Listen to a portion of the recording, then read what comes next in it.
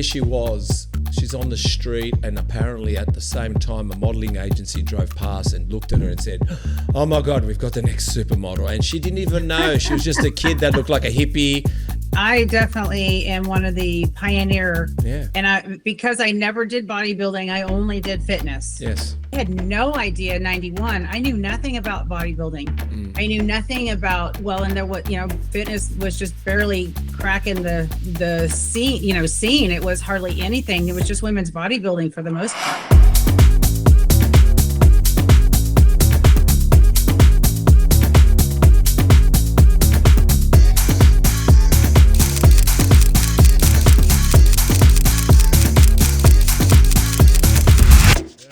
So I had no idea any of this would ever, I didn't know anyone in the bodybuilding world that I could talk to or ask questions. This was just a really remarkable journey.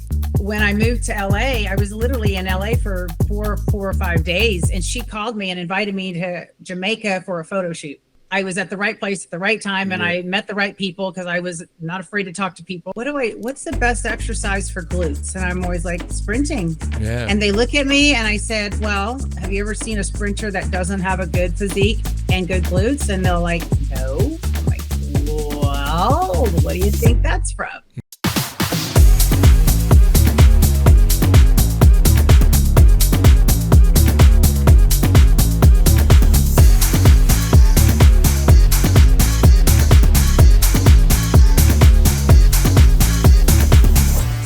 We've done 80 podcasts, and I've not had to act like this.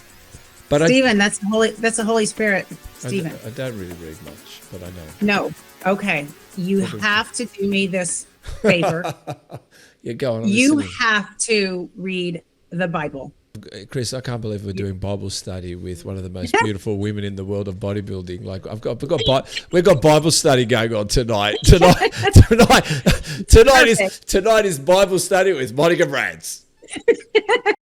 Daughter of Most High, has a cowboy of 12 years.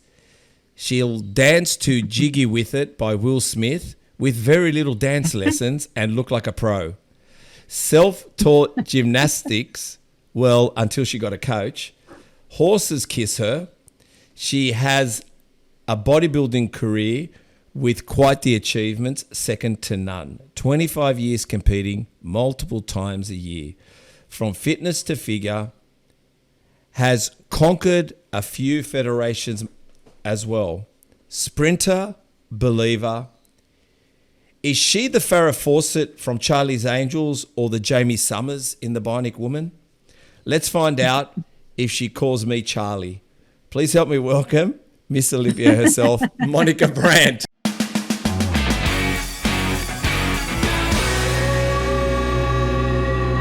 Oh, that's fun. Hi, Stephen. Hi, yeah. Oh, you didn't call me Charlie. I'm sorry. Hi, Charlie. Hi, Charlie. Hey, angels. Hello, angels. Hey, Charlie. Hello, angels. Yes, Stephen, it is. Let's not get confused. How are you? I'm good. I'm really good. Thank you. Yep. That's good to hear. Yeah, I'm considering I went and did a crazy track workout today. I feel pretty good tonight. So you did some track, did you? You're still doing it? I'm still doing it. I make myself go and at least once or twice a week right now. I'm not competitive in track, but I like to go and do the workouts, and I still make myself do 400s and 500s. Wow, I remember. Yeah, you gotta love them, or you love them and hate them at the same time. Well, I have to say, I don't know why I keep mentioning my age, but anyway, 55. At the age of 30, I decided to take up sprinting. Okay. And my friend's a sprint coach. He's quite famous here, prominent sprint coach. He's called Roger Fabry. And I was sprinting with him at 30, and I remember there were times when it was pouring rain. Mm-hmm. And I said, Rog, are we really going to sprint? And he goes, we're not ballerinas, mate. I went, so, okay, sure. we're sprinting. And even in the rain, torrential rain, sprinting. And I have to say, I had the best body during that time. It was amazing. Right? Oh, wow. What a body. Well, people have asked me for years, and usually it's the what's the best exercise for glutes? And I'm always like, sprinting. Yeah. And they look at me and I said, well, have you ever seen a sprinter that doesn't have a good physique and good glutes? And they're like, no. I'm like, well, what do you think that's from? I mean, it's part of it, you know, technically. So yeah, sprinting, there's, you know, but it's not just glutes, right? It's like the entire physique works. Entire physique. I was ripped to shreds. I couldn't continue because I got shin splints and I wasn't a sprinter, but I did anything I put my mind to, I put 100% in. But Roger said to me when I was sprinting for him, and we only did it like twice a week, sometimes 3, but twice a week. He'd say to me, you don't need to get your steps in. We've done it. We've done everything you need. You've done everything. And I went, no. He goes, we've done everything. Trust me, Stephen. He goes, just eat, go to your gym, and leave the cardio to me. And it was true. It was like, wow. It was. I didn't even need to do. I didn't need to go on walks every day. Like, because those 3 sessions a week or 2 sessions, whatever it was a couple of hours of such intensity. Firstly, the warm ups, running upstairs, the fast twitch fibers and stretch. Like it's not your average just go for a power walk. You know, this thing was explosive. No. You know. Well, yeah, I do. Like, because I competed in my 40s, and even to today, my warm ups before I do any kind of sprinting is a good probably 30 minutes. Yes. I mean, 20 at the least. But like when I was competitive, it could be a 45-minute warm up and then the workout and then the cool down. So, but you know, with sprinting, it's like you do a rep, and then you take time to recover. And then you do a rep, or, you know, so, and it depends on the length of the rep. So yeah, it could be a while out there. And I'm somebody that would go in the middle of the day in Texas in the summer. So it's, you know, it could be 105 out and I'll still go and do my sprint workout. So it's pretty incredible. My last few shows I competed in I was running track. And in 2013, when I won at the WBFF, I literally was getting ready for the show. I was running track and I was getting ready for the world's masters track meet in Brazil that year. And I asked my husband, I said, you know, I'm in incredible condition. I'm like, why don't I just go ahead and do another show since I'm already here from track? And he was like, sure. So I ended up doing the WBFF again. That was the only, you know, the world's show. That was the only, because I hadn't done anything since 2010. Yeah. So I got back. I said, well, I'll just get back on stage. So I got back on stage. I did the world's meet. I think the WBFF was first, like September, and then the world's track meet was in October in Brazil. So I did I came in, I got ready, and I had to, you know, super tighten up for the show, which I was already lean, but, you know, dropping that last little bit. So I had to kind of back my track off a little bit, not like all of it, just some of the intensity, because I had to get, you know, I didn't want to overdo. And then after the World WBFF thing, then I could kind of dive back into getting a little more carbs in and getting back to some of my bigger track training to get ready to finish out the next month for the world's track meet. It was perfect timing. It was great. And it was one of the best conditions I'd been in for any show. And like you said, I wasn't doing cardio. I was on the track 5 days a week or 6. Oh my gosh. Yes. And then I was literally doing probably 2 or 3, maybe very deep, very minor training at the gym, like 2 or 3 days a week, just a little bit.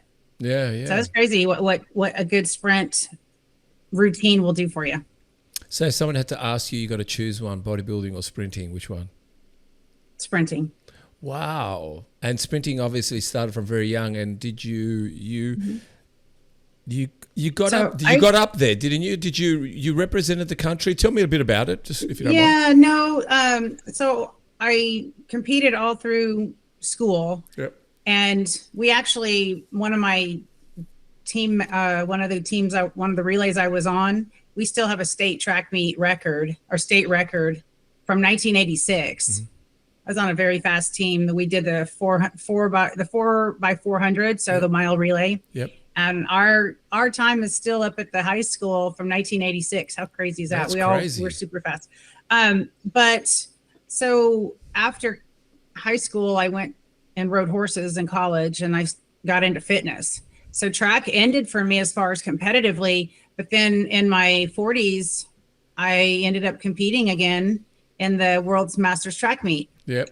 And I started in like November of 2011. And by June of 2012, I was at the Olympic trials not in the Olympics, but I was doing a masters invitational race for the 400-meter race that I got invited to, because I was in the top 8 of the women of the whole country in times. Yep. So I got invited to go run at the Olympic trials for the women's masters for the 400 as an invitational thing. So that was pretty cool, because I hadn't raced a 400 in 25 years, and I ended up running a 59.7. Yeah, that's quick. And came in third at that meet. So that was pretty cool. Hey guys, I just want to say thank you so much to everyone who has subscribed, who is following us on all platforms, but especially here on YouTube. And if you're listening to us on Spotify, please, if you could do us a big favor, which helps us reach more people, get better, bigger, greater. We've already had some great guests anyway. Everyone's been a treat.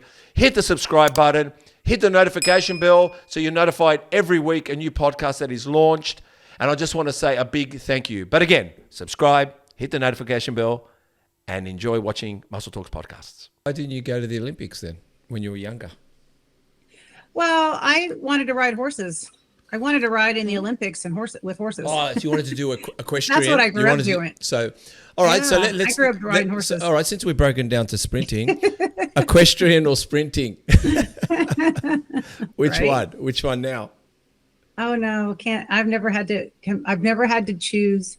Well, I mean, it depends, because are we talking about competing with horses or just being around horses? Well, we have a business. My husband and I have a horse training business. He's one of the top trainers for quarter horses in the whole world. So I get to help him where I can and be involved with the horses there. So with our business there. And I grew up riding and showing horses, and I went to school riding for horses in the 80s. So I don't know. They're both my love. Both of them. I mean, bodybuilding, I like to be athletic is what I say. Yep. So whatever I can do that's athletic, like I did American Ninja Warrior, did obstacle course racing. I just like being athletic. Yeah. So it's not, and to me, bodybuilding is not very athletic. Mm-hmm. You just stand there and lift weights. Like I like more functional things. I do what I have to do. If I had to get on stage, then I'll do what I have to do to work what I need to work in order to look the part I need to look. Does that make sense? But all of the years that I competed, all 25, I was always still doing athletic things and functional and sprinting and running in the sand. And when I lived in LA, so I never was just doing weights. I was always doing very athletic things and the gym. Do you think it's your competitive nature that gives you the edge to be able to do competitive genres? Meaning because you go on stage, let's just say, okay, it's not athletic in a way that you're lining up at the blocks, the heart's racing, it's all about timing. But is it that do you take that on stage because you can be what's the word? Meticulous or whatever. Is that the word I'm looking for in a sense? Well, I have to just make sure I say fitness competitions was very athletic. Yes. You can't do those routines without being athletic. Oh my God. No, sorry, you do. But figure was not necessarily an athletic deal, although I trained as an athlete to be on stage and figure. Yep. But when you do fitness, like I was very athletic for fitness because that's what you have to be, right? Like so I certainly don't want to take that away from all of the athletes. No, now fitness is ridiculous. Yeah. So I don't know how they do it. I think I don't want to say that I'm super competitive. I love being an athlete and I like being competitive against myself, I guess, but I'm not necessarily a competitive person by nature. Yeah. It's kind of weird, but it's true. I'm a learner and I like to learn and I like to try things. and I'm not afraid to try things, but I can't say that I'm necessarily athletic. I mean, I was very competitive, which I know doesn't make any sense because but I am a learner. And that was always part of my business and my career too, because I was full-time fitness representative. Like I didn't have a corporate job. Yep. You know, I was magazines and doing appearances and under contracts, and the competition was literally part of my walk and my career and staying in the industry, which was part of it. I got started in 91 and then kind of, you know, saw a path and decided to take that journey and didn't know what it would do. I had no idea in 91. I knew nothing about bodybuilding. I knew nothing about, fitness was just barely cracking the scene. It was hardly anything. It was just women's bodybuilding for the most part. Yeah.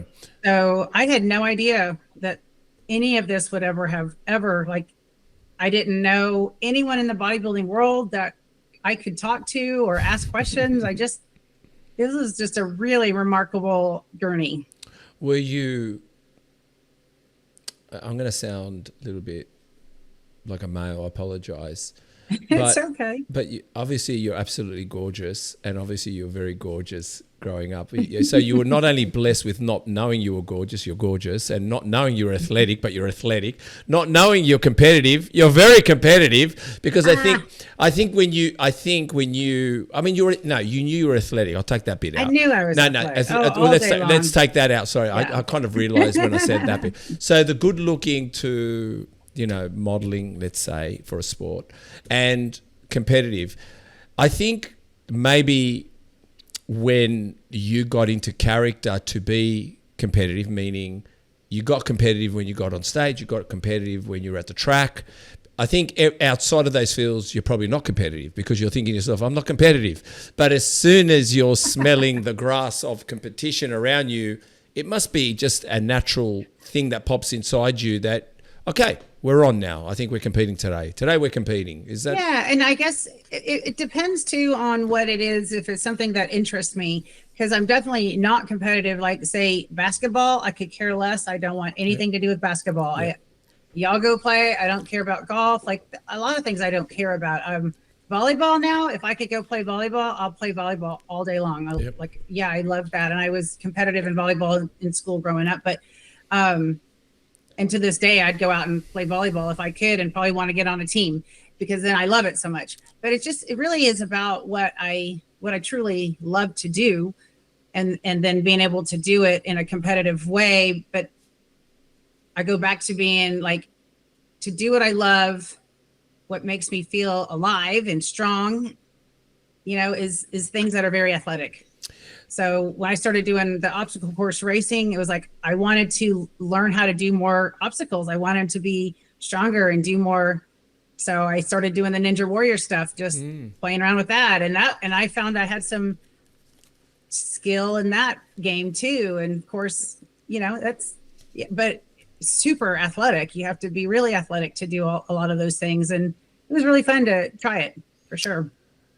Then how did bodybuilding start? Because I think you, from what I read, 1987 was a point that it kind of started for you. Fitness. And I just want to ask, before we go into that quickly, do you know when they say there she was, she's on the street, and apparently at the same time a modeling agency drove past and looked at her and said, oh my God, we've got the next supermodel. And she didn't even know. She was just a kid that looked like a hippie, and they signed her up, and then she became this massive supermodel of the world, like an Elle Macpherson.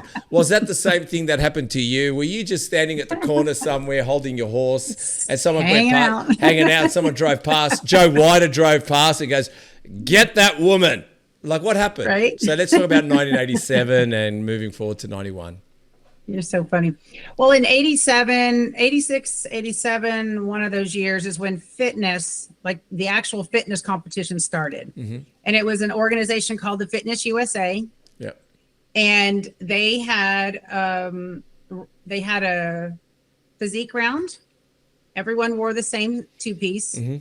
They had a routine round, which was nothing like it is today. Mm-hmm. It was just like they wanted to see some athletic something and whatever, flexibility, nothing like today. And then the third round was actually you wore an evening gown. All right. And you had to walk on stage and you had to share in 45 seconds your philosophy on fitness. What is your philosophy of fitness? Okay. And so it was like a pageant. They actually considered it a pageant. I think so. Sounds like it. Mm-hmm. A fitness pageant. So that was the first organization that I did. And I just saw it and I thought, this looks like fun. I was doing bikini contest in San Antonio at the time, making some pretty decent money in bikini contests. I'm like, well, it's kind of the same thing. And I was working, I was giving riding lessons. I went to school my first year in Missouri, and then my parents divorced and I couldn't go back to the school I was at. And so I had to start figuring it out on my own. And I was at that time 19. Yep. So okay, what am I going to do? I was waitressing. I was giving riding lessons. I ended up to be a Budweiser girl. And then I started doing bikini contests at night, nightclubs. It was awesome money. You sound like a girl. I think I'm kind of seeing. I can't explain it. Don't ask me. I'm not going to explain relationships. But she is gorgeous. She's actually a lawyer, but she just loves doing stuff like that too. It's kind of like, it's funny how you just enjoy adventures. I don't know what you call it, but yeah, go ahead. Just different things, right? It was just literally at the time, it was like, oh, okay, I can do this, I can do that. And the bikini contests I kind of kept them as I made it like a business. I did it for 4 years. Oh, you said you were making good money. I would call the management of the location. I said, okay, I'm coming in to do the show. And I get there 10:30 or 11 instead of at the 8 o'clock. Well, they was like, you got to be here at 8 o'clock. I'm like, I'm not showing up at the bar at 8 o'clock and I'm not going to be there drinking all night. I'm just coming to do the show. Yeah, of course. Anyways, so I started doing fitness, just kind of a fluke thing, and just thought it looked like fun. And then I ended up going. I met a guy who was doing bodybuilding, and he invited me to meet him at his competition, which was at the time 1991. Yeah, 1991, and it was in Tijuana. It was the NPC Nationals or something, one of the big national competitions for, the bodybuilders. And I went with one of my girlfriends and flew out there and showed up. And he introduced me to a gentleman named John Perillo. Did you ever hear about Perillo Performance? No. He was one of the gurus of this industry for many years, helped hundreds of people professionally. We just lost him recently. He was a wonderful, wonderful educator, and he had a line of, a supplement line. Well, he was one of the guys that was competing. He was his sponsor. And so I met him, and he introduced me to a photographer named Ralph DeHaan, who at the time, I didn't know anything about it, but at the time was a contracted photographer for Muscle and Fitness. Yep. And so he told me, the photographer, Ralph, he said, if you ever come back out to California, if you ever come to California, look me up and let's do a test shoot. Well, I had been doing photo shoots and kind of some small modeling in San Antonio. And at the time back then, the women that were being, they were looking for the women that were skinny, maybe blonde, but skinny. I was never skinny. I've always been muscular. So they didn't know what to do with my muscle. So I wasn't at the right place at the right time, like for my physique for the early 90s in San Antonio, but I was with a modeling agency. So I kind of, done some photo shoots. So anyways, in 90, so that was in 91. And then I did a show right after that. I did 2. And then in 94, I decided to go compete in, I just kind of fast forward, I met this bodybuilder. I went to the Tijuana thing. I met the photographer. That was actually, I'm sorry, that was in 1993. Because in 94, just a few months later, I go out to California with my girlfriends for fun. And then I went and did a photo shoot with this photographer. We did a test shoot. And my girlfriend went with me, and we okay, did a photo shoot. Great. Well, then he told me, he says, well, if you ever come back, come back and we'll shoot again. And well, I ended up going back to compete in June of 94 at a competition in Venice, California. And I won, and I'd set it up to do a photo shoot with him right after that competition. So did the show, won, and then my girlfriend and I drove down to San Diego where he was, and we did a photo shoot with him. Now, he was shooting a gentleman named Dennis Newman, who was the hottest bodybuilder at that time. Like he was 20 years old. He already had well, maybe he was a little older than that, but he already had a contract with Weider. He was he was like the Superman of bodybuilding. Of course, I knew nothing about it still. Like I still didn't know anything. And so the photographer said, hey, after our shoot, he goes the next day, he's like, I'm going to be shooting this guy, Dennis Newman. He's like, do you want to stay and shoot with him? And I was like, who is he?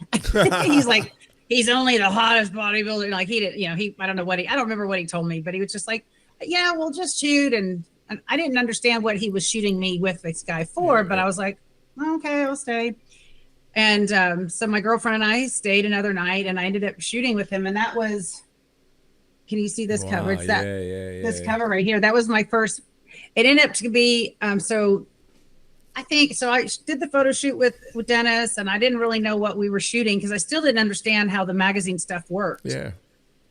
Anyways, I came home, went back to San Antonio, and maybe a few months go by, and I get a phone call from Ralph DeHaan, and he's like, hey, cover girl, congratulations. You've got a cover for Muscle and Fitness, and you're getting a check for $200. And I was like, I didn't even know what that meant, Stephen. I didn't I was not following the magazines. I didn't understand. I had no clue, honestly, what does a cover of Muscle and Fitness mean? Like, it was just, nowadays I'd be like, well, that's kind of weird to say that, but it was true. Like, there wasn't any, we're talking about 1994. Yeah.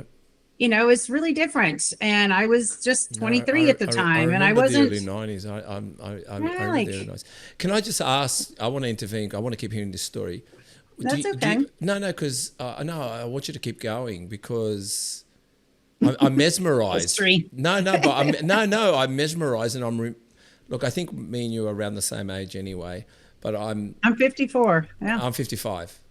So, but God, we look amazing, don't we? We're so fabulous. Amazing. It's amazing. But having said that, and only two amazing people can say amazing, by the way, but having said that, was that the beginning of having women in the front of magazines? Were you the start of what was to come? Because it just exploded after that point. And I'll give you an example. Let me just say a few things. I'm in Australia. So back then, obviously, bodybuilders like John Torelli, bodybuilders like, I don't know if you know Terry Mitsos. He was an Australian great. He did very well. But it seemed like there were girls now that wanted to, and most of the girls, by the way, were aerobics instructors. A lot of aerobics instructors, right? Yeah. We had, and they would go, and photographers knew that having that feminine side to the magazine lowered the frequency of it being too masculine or too gorilla-like, as we, and so do you feel that you may have been the start of all this by accident as well? I definitely am one of the pioneer. Yeah. And because I never did bodybuilding, I only did fitness. Yes. And NPC are, for IFBB, the national level, NPC didn't even have fitness then. It was literally, I was doing this kind of other organization pageant thing. And I got, so yes, I definitely believe that I was one of the very first in that very first group of true fitness physiques that didn't try to, didn't do bodybuilding, and they just weren't big enough. So they kind of toned down, to do fitness, but there weren't many of them that could come down to fitness that actually did well in fitness. So the ones that tried just never really could make that fitness transition. Maybe they could have now like come down to physique or, you know, something else now. But at the time it was a big jump from bodybuilding to fitness. So I know that when I got involved, and then I ended up moving in 95, I moved to LA. Yep. And I probably knew only 3 people in Los Angeles. Like I didn't know anybody, and I didn't even know exactly what I was going to do. But I thought, I can wait tables out there. The guys that I'd been a Budweiser girl for 4 years in San Antonio. So the guys were like, well, we can hook you up with the guys out in LA if you want to do that still. Cause that was $50 an hour. Yep. And I was waiting tables and kind of going to school part-time and of course doing the fitness thing. And I was training people. So like, you know, just juggling all these things. Right. And so I made a decision. My brother had a previous roommate that had moved to LA. He was living in a small efficiency apartment and he traveled with a car racing team. He was a technical or mechanical engineer. And so he told me, he goes, well, if you want to move out here, he goes, I'll get a bigger place. And then at least you know, one person, you'll know somebody. And he was in and out of town all the time. So I ended up getting a 2-bedroom, 2-bath with him and Redondo Beach. My first year, lived right on the water, could see the dolphins jumping. It was amazing. Yeah. And then I just started going to Gold's Gym but my first, so kind of backtrack for a minute. You familiar with Jan Tana tanning products?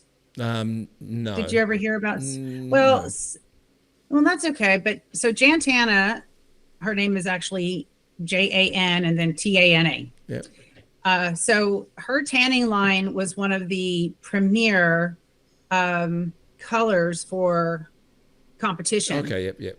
For years.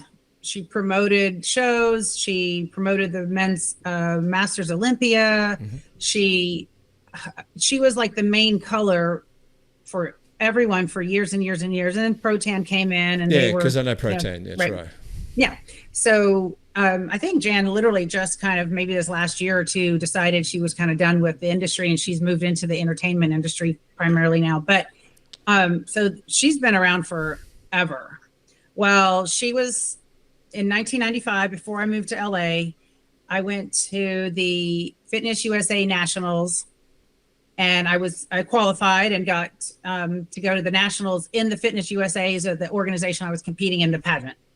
And I qualified by winning shows, and then I ended up getting to go to the Nationals. There was maybe right under 200 girls that competed at the Nationals. Yep. And I ended up in 9th place. I ended up going into a dressing room where Jan was in the room with the girl that she was sponsoring. And that girl happened to win the competition. But my girlfriend that was with me, we went into that room and nobody else would go in that room. Like all the girls were walking backstage and no one would go into the room where Jan Tana was with the girl that everyone said was going to win the show. Right. Why? So, well, they were all intimidated, I guess. Oh, okay. And so they just like literally passed by her where she was, and they all went to these other rooms, you know, because there was a ton of dressing room. It was a big production. It was in a big, some kind of theater, right? So they had tons of rooms back there for dressing rooms. I mean, well, I went into that room and I ended up getting to talk to Jan a few times, and I gave her my modeling card. And I just was like, well, if you ever need a blonde model, because the girl she was sponsoring had dark hair. Yep. And so I gave her my card, my modeling card, you know, back then we had those, and my cover was on one side of it. And then I had, you know, some other modeling pictures on it. And so anyways, Jan ended up calling me a couple of weeks after that show. Yes. And we got to, you know, she called and told me she had a competition in July that she wanted to know if I would want to do. That was the first show that I won in the IFBB. Yep. And that was the first IFBB pro fitness show ever. Yep. And so when I moved to LA, I was literally in LA for four or 5 days. And she called me and invited me to Jamaica for a photo shoot. Yep. She was hosting a photo shoot. Well, she was sponsoring a photo shoot there. And so she flew me out there so that I could shoot for her for Jan Tana tanning products. Yes. So then I ended up being the Jan Tana model in the magazines. and then I was competing. And then, so it was just all of these things that started happening as soon as I moved to California. And I ended up just having a wonderful journey, like my very first part of my career there, because I was at the right place at the right time, and I met the right people because I was not afraid to talk to people. And then the other thing that I guess most people don't realize is Venice, in that area in LA, Venice Gold's at the time, Gold's Gym, it was the Mecca. You know, everything's so corporate now and watered down, but at the time, that Gold's Gym was the place to be. Yep. And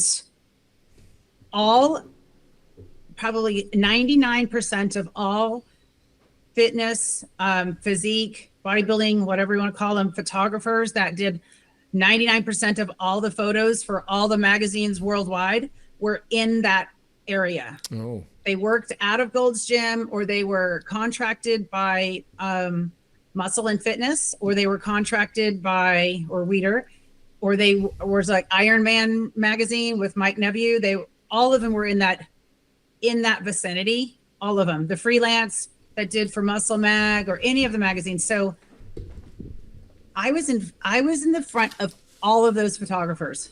Yeah. That's what happened, is I was there and I could shoot, because that's all I did was fitness stuff. And I started booking as soon as I started competing and winning stuff. Then I had more covers coming out. I started booking appearances. So I was traveling almost every weekend all over the world, doing guest appearances, showing what fitness was at bodybuilding shows, doing my routine, making guest appearances, signing autographs, taking pictures.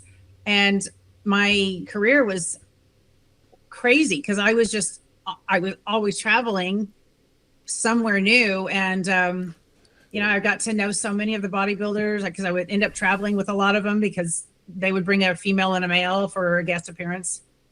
And I was just showcasing. Who was managing you then? I still want to know more. Who was managing you then? Me. On your own? Me. Wow. Keep going. I want to hear more. Yeah, so you're managing yourself. No, wow. Just me. You're a one-man show, aren't you?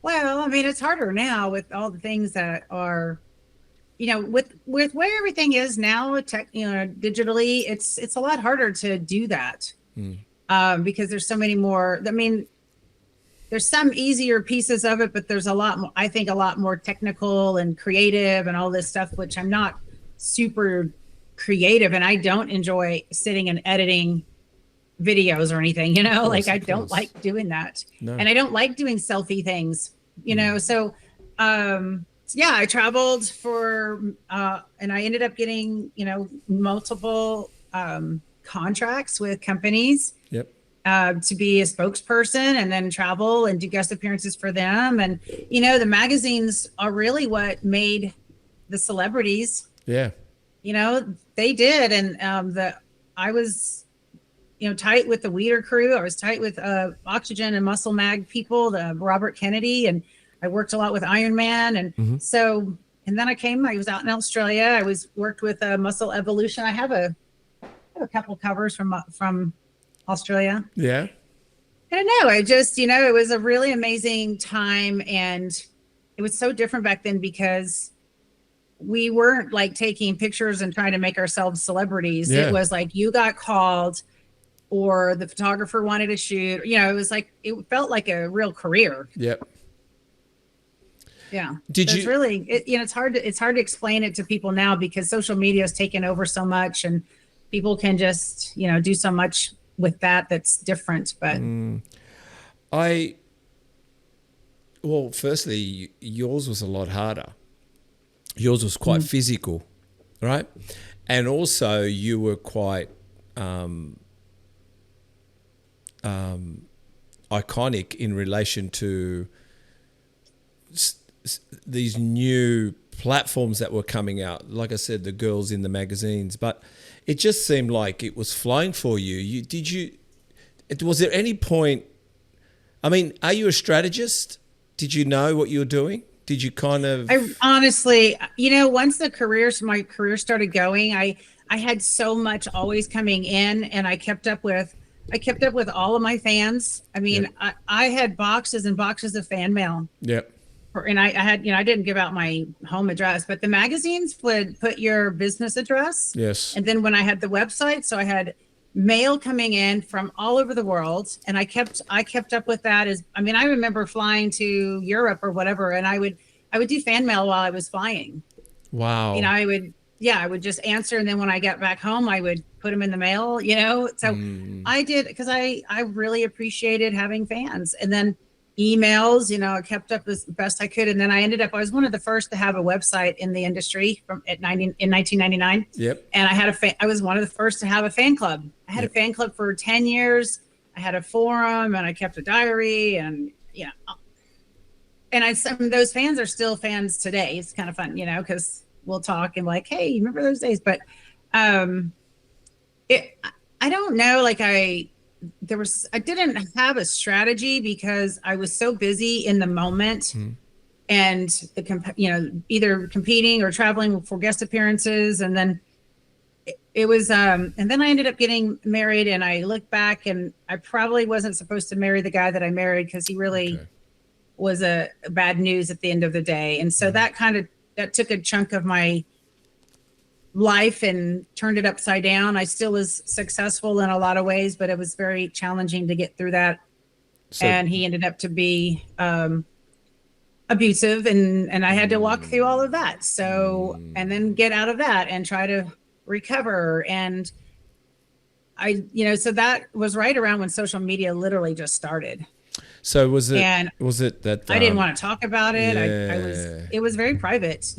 Because at back then, nowadays people put out everything, what they're eating, what they're drinking, how they're feeling, they just everything, right? And people have they put themselves in they film themselves in hospitals with a drip on their arm. Yes. Oh my God. And they're a lot of people are victims of everything, and everything's trial, and it's like, oh, I'm going through this really hard thing, and I don't know if it's that people just need more attention now, and that's how they get it. But I'm one that I don't want to put anything out there unless it's positive, and I'm not trying to paint my world, but I just don't put anything that's negative, because I want to be a blessing to people, and I want to bring joy, and I'm not going to go. I never wanted to go talk about what I was walking through, because I talked about that with my pastor. I talked about that with the people that I was closest to, that I trusted. I didn't need to show that to let people know I was walking through something really hard, because no, I'm here to present who I am in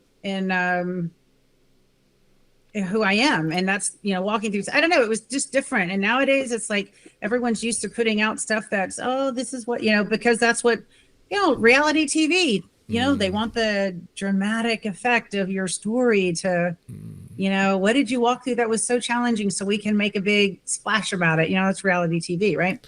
How long did that go for? The struggling marriage, or the struggling times? Well, I was married to him for 6 years, and then I ended up getting away from him and had a protective order against him, and he ended up passing away shortly after the divorce finalized. So to be honest, I was very relieved. Yeah. Without sounding, but yeah, he was not good. But that's 6 years, but there's so much of it takes so much out of you, and then you have to try to pick it back up. I was and going to now say, do you think that was that challenging time slowed you down a lot, even though you put on a brave face? Well, I still was competing. I still was doing covers. I was still doing guest appearances. I was hosting my events, my fem camps and all that. I still worked. I think what it did is it kept me back from being able to step into some potential opportunities that could have taken off in a different direction, and had maybe I had some offers for different supplement lines at the time, coming in and having my own line. Well, because I was because I couldn't take on something of that nature because of what this guy was doing to me. I could only do what I knew that I could do that wasn't such a big deep dive into a whole big new business. Right. So there was Does that make sense? Yes. Yeah. No. Sorry. Yes. Go ahead. Yeah. So it was just, but God always had a plan for me, and I think the point there is we sometimes make choices for ourselves that maybe aren't what God wants for us. And he can't, change our will, but we have to still walk through consequences, whether they're good or bad. So I don't ever look back and going, well, poor me or anything. I was like, I learned a lot from that. I learned what I didn't want. I learned, I took time and studied, well, what did God make a woman for? And what does a godly wife look like? And my prayers started being different about, if I was going to be married again, what kind of man did I want in my life in the future? And I started praying differently, and I learned a lot through that. So how long have you had faith? Well, I've loved Jesus since I was a kid. And were you always close growing through it all? To Jesus? Yeah. Yeah. I've done. Now we're going to do a Jesus talk right now. We're doing a Jesus talk right now. I have loved the Lord with my heart, like forever, as far as I've known. How did you feel then with the challenging times then? Well, I didn't know enough, and now looking back, because we can look back and go, well, I probably didn't do that right. I probably didn't do that right. Like I didn't handle this situation correctly. And so it led to that. And, the Lord blessed me and protected me through it all. Mm-hmm. Right. And he brought me out of it and into a really amazing place now. But had I not decided to go and do what I felt like I wanted to do instead of maybe listening to the Lord, my life would have taken some different turns. But, God always, allows us to make mistakes and come back. And I never questioned who God was. I questioned my choices. Yeah. When I talk about questioning God and Jesus, questioning, like, I'm assuming you were like a pretty good person. I'm assuming, right? I'm assuming, and everything you were doing. Sure. Yeah, but what I mean is, what's the standard of good? Like, well, the standard. I don't look at being good. I look at where's my heart? How am I? Because if my heart's right with the Lord, then I'm going to be a good person because I want to please God, not humans. And humans are going to let me down all the time, and I'm going to let other humans down. But God has always got something good for me, and so I want to be close to the Lord. I've always wanted to be close to him. And when I wasn't close to him is when I made bad choices. Well, the reason I say that is because I'm going to obviously read your post that you had 12 years ago. You met your cowboy. But like I said, but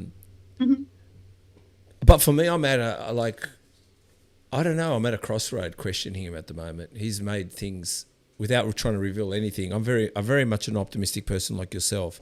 I'm not one to post any of my struggles.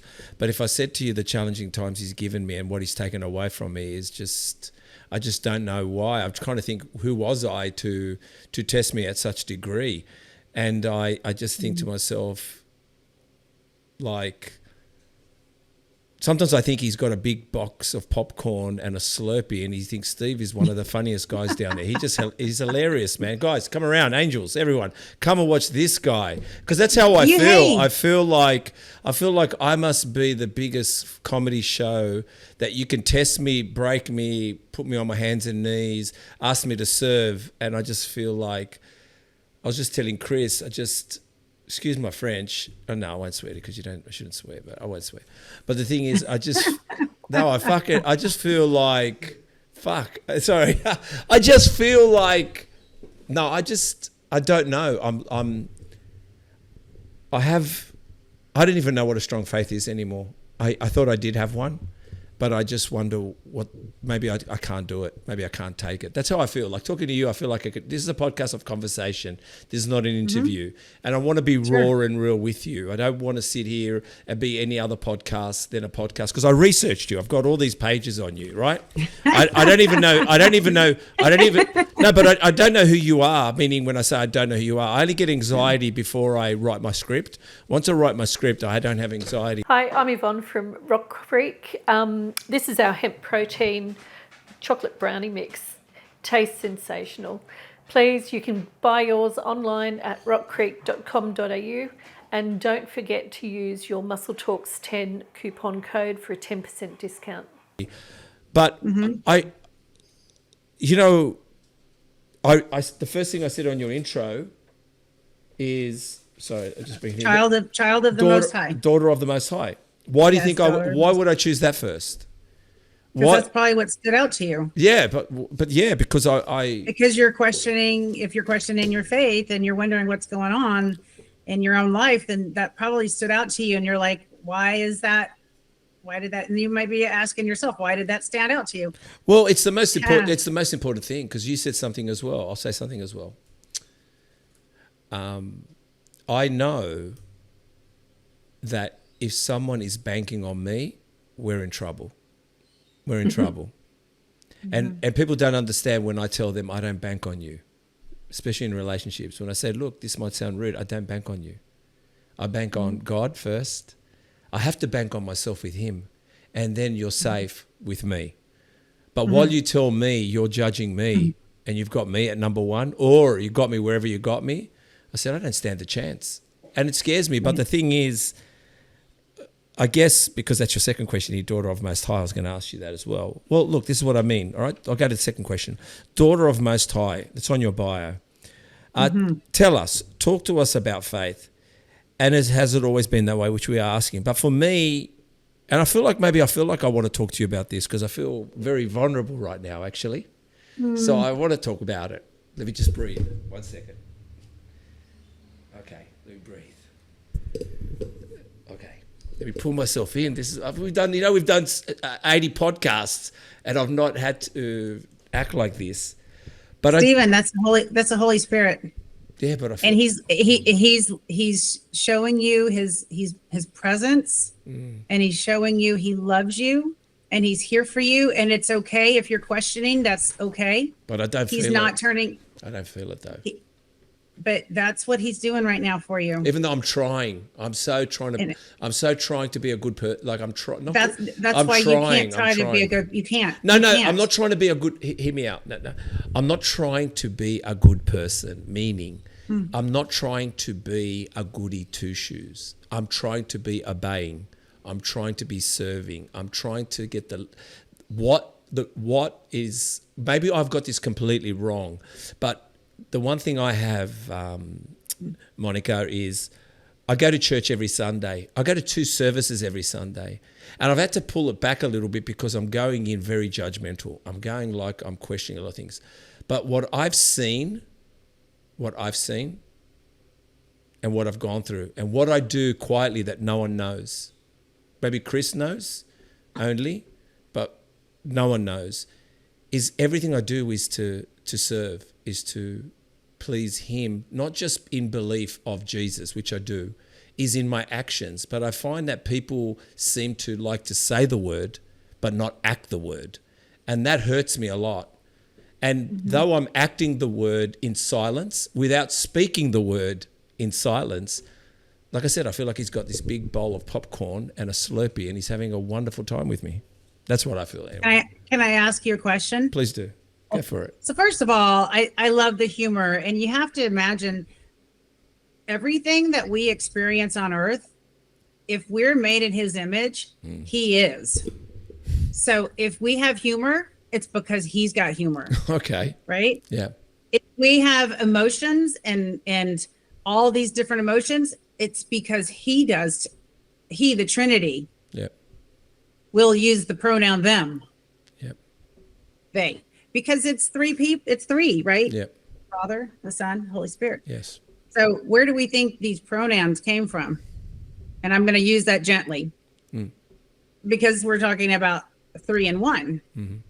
So anything that we experience is because they experience it too. And you think Jesus experienced everything, right? When he became human. Yeah, I feel sad. Well, yeah. So he experienced, to think of the sadness, if you read through the Gospels and you hear what Jesus went through, like even his family just wouldn't, even his family didn't believe in him. I mean, obviously Mary, did, but he had siblings, and he says in the one passage he talks about he couldn't even do miracles in Nazarene because they didn't believe him, so he wouldn't even do miracles there. All the people that missed out because I didn't know that they didn't believe him. Yeah, so I was wondering, have you heard this? Well, so one of the questions I have is, so just kind of when you have humor and thinking like God like that, maybe he is. Right? maybe, and maybe he is in a way laughing with us when we question what we question, because he's like, oh my gosh, how many times do I have to tell you? It's kind of like if you have a child and the child says something really funny, or they question you and you kind of laugh about it. You're like, this child knows nothing. They can't tell. They don't know what's coming. They don't know future. They don't understand. There's so many things they don't understand because they're just young. Mm-hmm. But that's how God looks at us too. He's like, oh my gosh. Yeah, that's pretty funny. So questions. First of all, have you read the book of Job? Stephen? I don't really read much, but I know. No. Okay. You have to do me this favor. Yeah, go on. You have to read the Bible. You have to. You cannot, we cannot know who Jesus, we can't know who God was in the Old Testament and why Jesus is so important for the New Testament and the New Covenant. There's so much, not just history, but God speaks to us through his word. But there's so many books in there that I don't know where to start. No. Okay. So Job is probably the oldest. Job, yep. Potentially the oldest. And when you read Job, and I will say, read it in the English Standard Version, ESV. ESV, yep. You could do the King James, but it'd be kind of challenging if you're not reading the Bible already, and you kind of start with ESV or the New King James Version. Yep. Mm-hmm. And I would tell you, you've got to get a hard copy Bible, because I got three. They are already. Yeah. Okay, because they're already trying to change, AI is trying to change the Bible. So don't rely on your phone Bibles. Like probably right now they're still okay, but have hard copy Bibles, have few different translations. Make sure you have a King James, but then the other ones.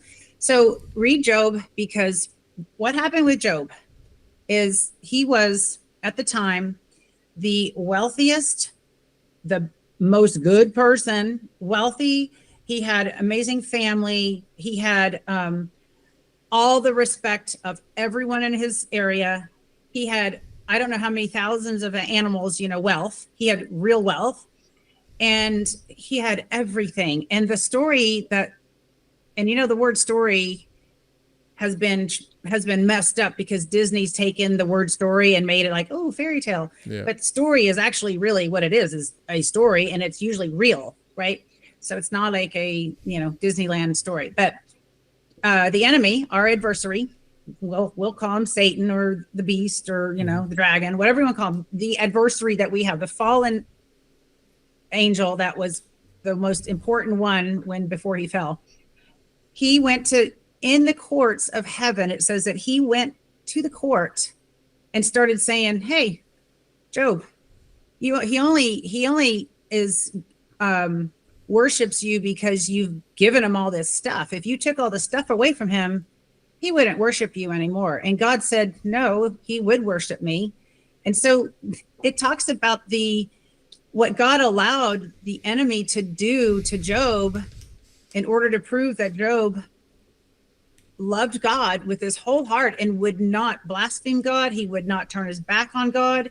Now, when you read the book of Job lost, and I'll tell you this is because, you're going to go read it, but Job lost everything. All of his animals died. All of his family, not his wife, probably, I don't think his wife died. All his children died. He lost everything, and then he became a leper. Because God told the enemy, he says, you can do whatever you want to do to him, but you can't kill him. And I promise you, so God allowed it. The point is God allows things sometimes to, not just for us, for our building up our faith and our strength and our character. And if you read in first book of James, It talks about when you walk through trials and tribulations, what it does for us. And at that time they were being persecuted to death because they believed in Jesus, the new church that was in the New Testament. But when we walk through things like that, God knows it'll build us up, it'll strengthen us, but not just for us, but look how many thousands of years and thousands of people have read the book of Job now, and now can say, he went through all of that. And at the end of the book, because Job was, his heart was bent towards God, and he questioned God, and he cried to God, and he was a leper, cast out of the city, and he had been the most important man with the most money and everything, right? Complete opposite. And his friends, were really harsh on him, said, you must be blaspheming God, you must have it all wrong, like his friends. So you read the book of Job, and it's like Job's story. His friends come and try to harass him because they think he's obviously sinning, and he hasn't repented for it because he's gone through so much trial. And what God does at the end is he restores everything double to Job. Job gets everything back because Job did not, he questioned, he cried, but he never turned his back on God. He always stayed true to who God is. And he kept asking God, when will you rescue me? But he never said, never mind, I don't want to know you anymore, God. Right. So what happened is the enemy was proven wrong. And I think sometimes those are the things that we don't understand. And sometimes it's not just for us to walk through, it's for whoever we're an example for, right? So when I walked through what I did with my ex-husband, all my girlfriends couldn't believe that I wasn't bad-mouthing my ex. And I'm like, I'm not going to talk bad about him because I'm trying to learn what is, I'm trying to be who I need to be in front of God, right? Anyways, I encourage you, go read the Bible. You've got to start reading the Bible, because if you don't really know who God is and how much he loves us and what he's done throughout history for us. And the other thing is with prophecy, about a third of the entire Bible is prophecy. Yep. And a lot of it's already happened. Some of it's happening now, and we've got a little bit left that's going to be happening soon.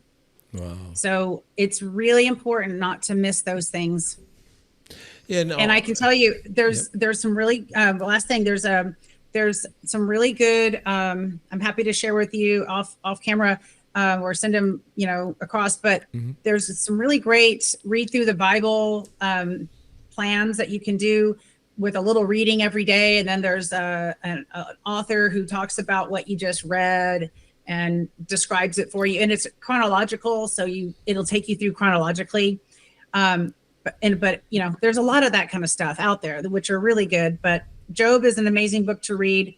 You could read one Proverbs and one Psalm every day of the month, you just have to start reading. And then I would say, get through all 4 of the Gospels, in the New Testament, Matthew, Mark, Luke, and John, because that's the life of Jesus when he was, born to his resurrection.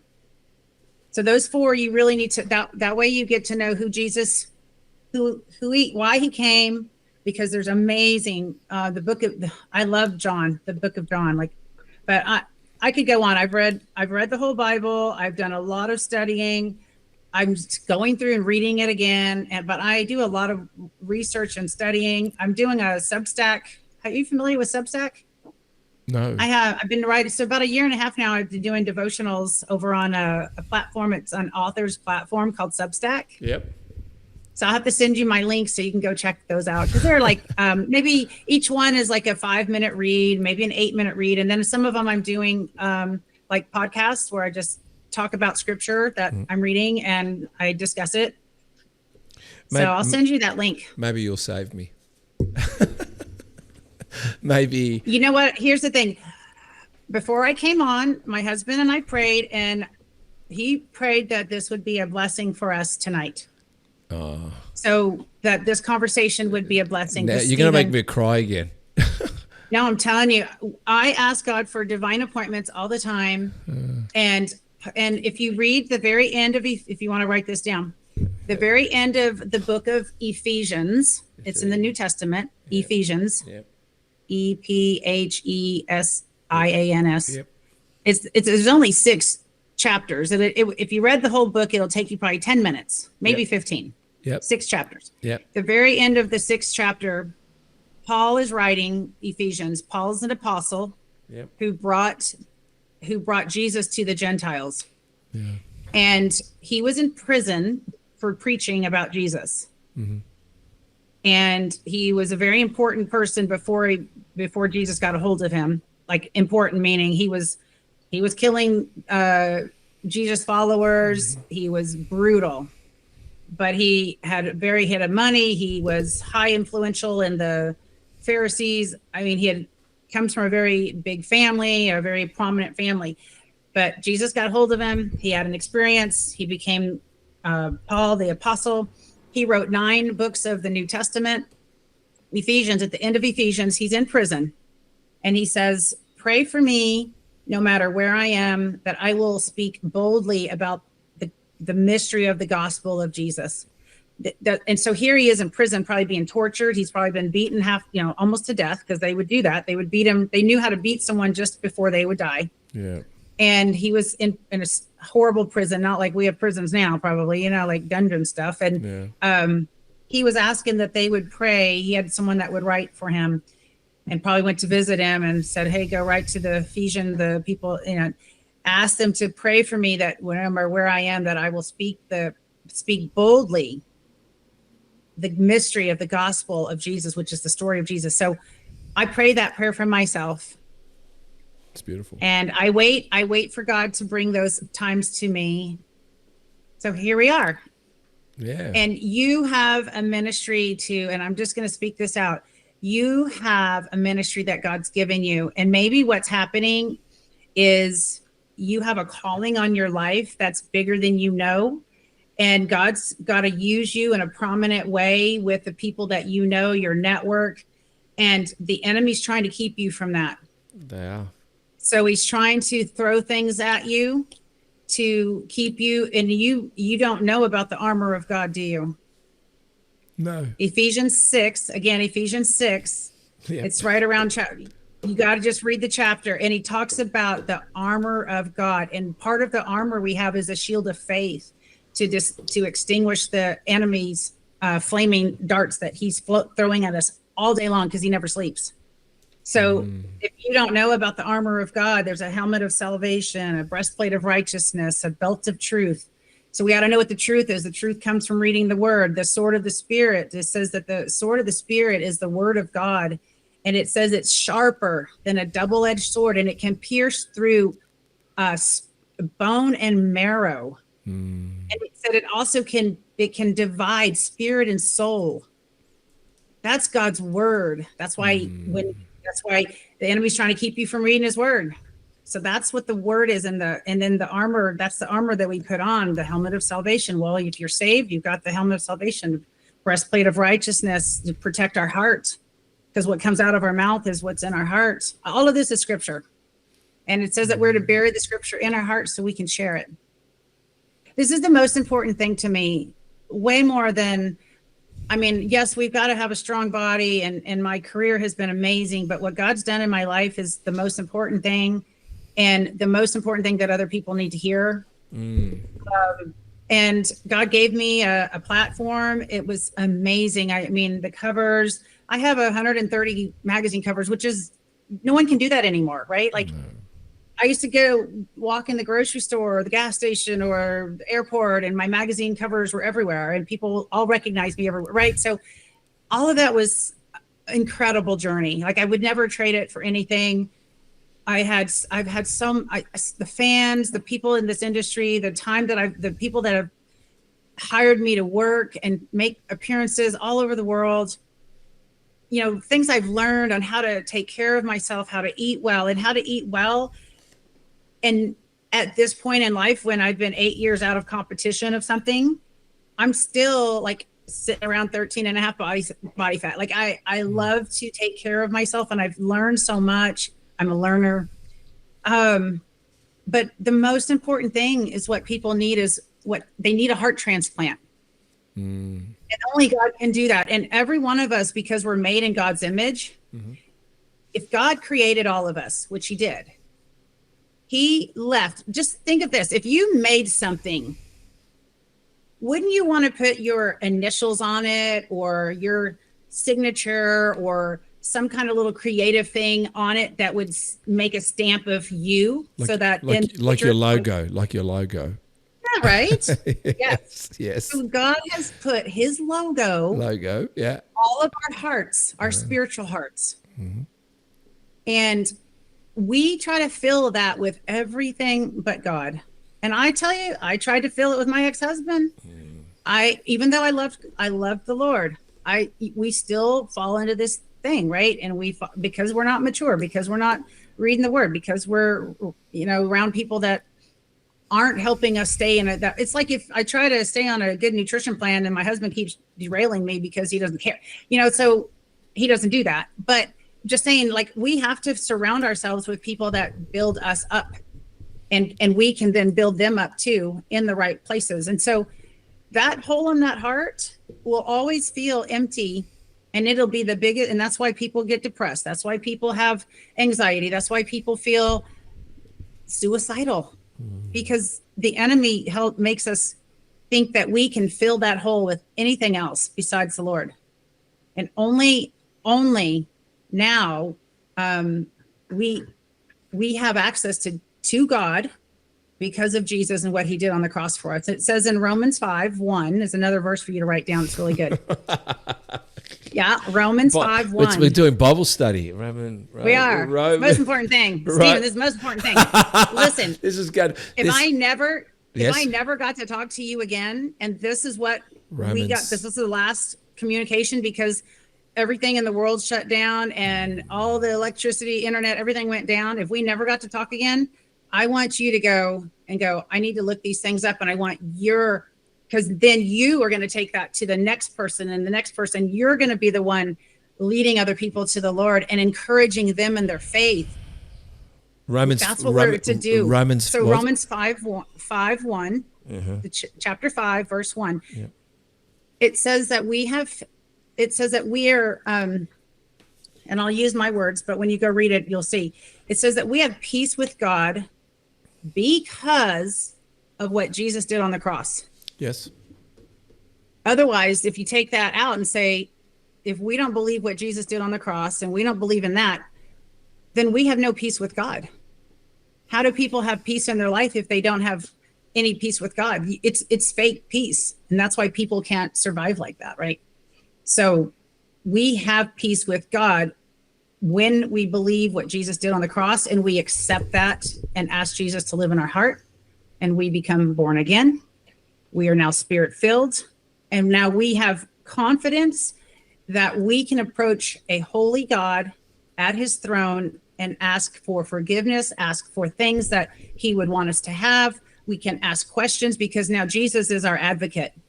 Jesus stands as our attorney with it. Well, he's actually sitting at the right hand of God at the throne. That's where we get the government idea, and judges sitting on on that kind of pedestal. Yep. It's all because of who God is and what he has in heaven. Everything's duplicated down here.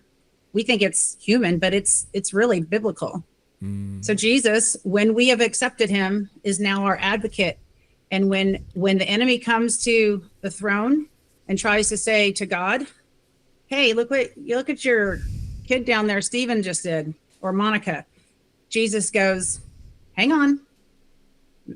They are mine, and I have already paid their price of sin with my blood on the cross. And so we have forgiveness of that sin, and we are not condemned. We may be convicted in our heart of something that we do, and then we go and we ask for forgiveness. But because, like Romans 5:1 says, we have peace with God, we can ask for forgiveness because we have Jesus. His blood on the cross was a perfect sacrifice for all sin, for you, me, and everyone else in the world that will accept it and open that box of salvation and take the gift of salvation. That's it. It's so easy. but people make it so much harder, and they think too hard about it, and they don't read the Bible to understand that's God's manual for our life. And they get lost in it all. And then they just say, well, it's too much, I can't think about it. Or they try to read, Judges or Chronicles, and they get lost in the Old Testament stories, which are important to know, but new Christians and people that haven't read the Bible, they need to read the Gospels, they need to read Job, Psalms and Proverbs, Genesis, and start putting this kind of puzzle together. And then they start understanding who God is, what's the big picture. And especially right now with what's coming in our world, like, we really need to be close to Jesus, because there's going to be a lot of deception. Already is, but there's going to be a lot more deception coming big time. And we need to know who the real Jesus is and be able to stand up for ourselves, because it says in scripture that even the elect will be deceived or could be deceived. So with what's coming in our life. Anyways, I could go on all about all this, but this is the most important thing. I've actually started writing a new book. Yeah. Yeah. So it's literally about, about my story, but more about building our spirit and building our body, but the importance of building our spirit through the Word of God. How do you find being around, an industry that is a little bit external focus? Because that could be quite challenging, because it's perceived and judged on appearance, even though I know there is very much, and from what I hear, certain athletes do present God and speak about God, but like I said, it's a tough one. It's a tough industry. Sure. Every industry, every one of them are hard. And I have had amazing conversations with hundreds of people all these years about the Lord. Even I was just at the Olympia, and one of my favorite interviews was with the lady that just won the Bodybuilding Miss Olympia. She's her 5th Olympia to win. And she and I did an interview for my show, and we started talking about the Lord. She's like, she was so excited to talk about Jesus with me on our interview, and she had just won the Olympia. So it's, the God he opens these opportunities, and then every industry has its stuff. There's not one industry that doesn't have its political or its questionable things or whatever. But, I just think, well, if we got to go back to the Bible. King David, before he was, he did a lot of bad things. He was he murdered someone. He had adultery. But yet he wrote the book of Psalms. Jesus came through King David's lineage. He came through King David. God still can use us, even if all our faults, but we've got to have our heart bent towards the Lord, not away from the Lord. And always and God knows we're human. And that's probably when he's got the popcorn and he's like, how many times do I have to tell this person? Or I keep trying to show him. And, there's a funny little kind of visual, and you might have heard this before, but, God offers us time and time and time and time again to come and get forgiven, to come have grace, mercy. Like, he gives us so much. And a lot of times it just goes right over our head, right? And there's a funny little story about a man sitting on his, he's in an area that flooded. He's on the roof, and someone comes by in a boat and says, "Hey, jump in the boat, I'll save you." And he's like, "No, I'm okay. God's gonna, God's gonna take care of me." And then someone comes by on something else, and somebody comes by on a helicopter. Well, the guy ends up drowning on the roof, and he gets to heaven, and he's like, "What happened?" He goes, "Well, I sent you 3 or 4 different, things to rescue you, and you didn't take one of them." Yeah. But it's the fact that I think we just miss so much of what God's doing in our life, because we're so distracted. We don't have quiet time with God, and to hear him. And then we're not reading the Bible enough to, just absorb it and ask God to show us something about himself through his word. I'm gonna big takeaway. No, it's good. Let's recap what I got here. I got Romans 5.1. Say that again. Romans 5.1. Oh, 5.51. Yeah, chapter 5. Listen, if you go in there and here's what you do. You go and read the scripture, and then you read the context before and the context after. Okay. So you end up reading the whole chapter 5. It will take you a few minutes, but you'll end up getting a good grasp of what that verse is. But it's really, so any of them that I've given you, go ahead. What else did I give you there? I can't believe Chris, I can't believe we're doing Bible study with one of the most beautiful women in the world of bodybuilding. Like we've got Bible study going on tonight. Tonight is Bible study with Monica Brant. You know what I mean? Soon we'll have soon we'll do love song devotions. We'll start playing gospel music and love songs and take requests and listen to people sinning. I mean, God's sake, maybe we're onto something, Monica. Me and you, we can run a podcast that touches the world. We talk about the Lord. Little did I know that. I mean, she's only a year younger than me. She's 1970. Look at that. And 1970. I'm 1969. We just grew up same two innocent human beings around the same time. That's right.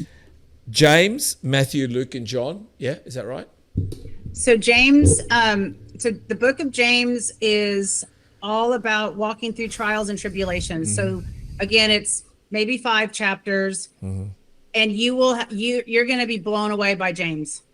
James, I believe, was Jesus's half brother, and I don't think James believed in Jesus when Jesus was alive. Okay. So I believe he wrote that book after Jesus's death and resurrection, and then he was like, "Oh my gosh, that Jesus was who he said he was." But so when you read James, just think of it like this is about the people being persecuted at the time for believing in Jesus, and they were being killed and tortured for claiming Jesus. So he's literally telling, and of course you and I probably can't say that that's where we are. And here we're talking about a tribulation that we're walking through. It's so when you read scripture, try to, that's why it's good to maybe have also a study Bible. And I can certainly help you with that has notes and tells you like, okay, this is what was going on when this was written, and these are who it was written to. Because we can't read it just like we're reading it to ourselves, although we can use it for building our own faith. But to know that those people were being persecuted, and that's how James told them to walk through all trials and tribulations with joy, because it builds our character and it builds our perseverance and it builds our maturity. And then he talks about the wisdom of heaven in chapter 3, which is amazing. I've had so many, and I did some devotionals on that. So I need to send you that one. But the first 4 books of the New Testament is Matthew, Mark, Luke, and John.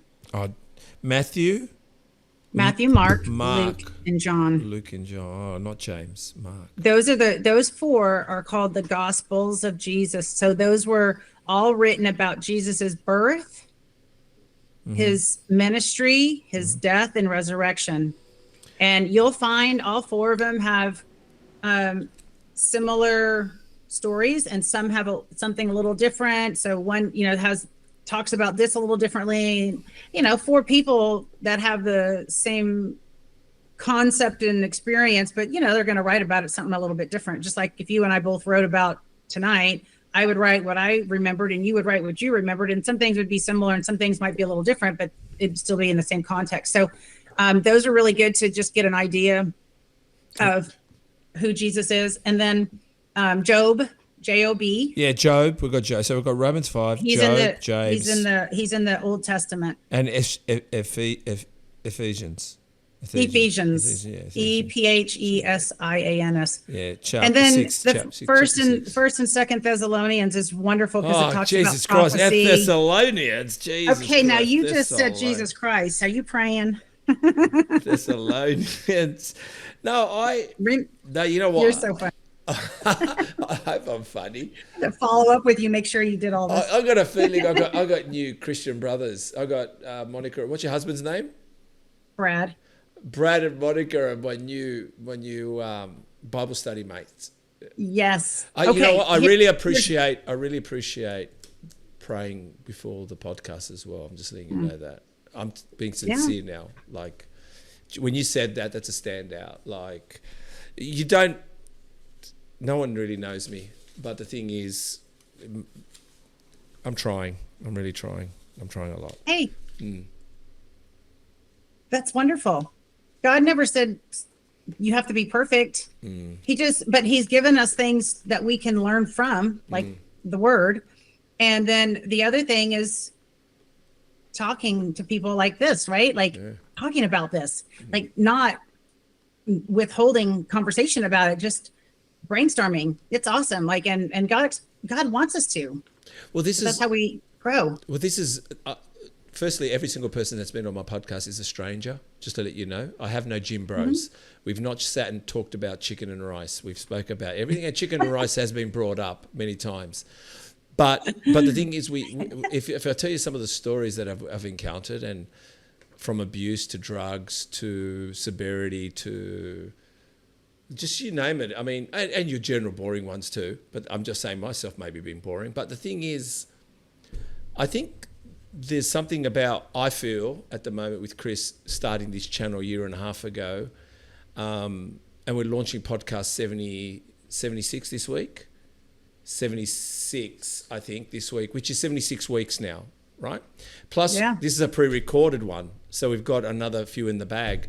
But the thing is, I said to Chris, we can go everywhere in the world with this, because where there's a gym and someone wants to exercise, there's a personality, there's a soul, and there's a story.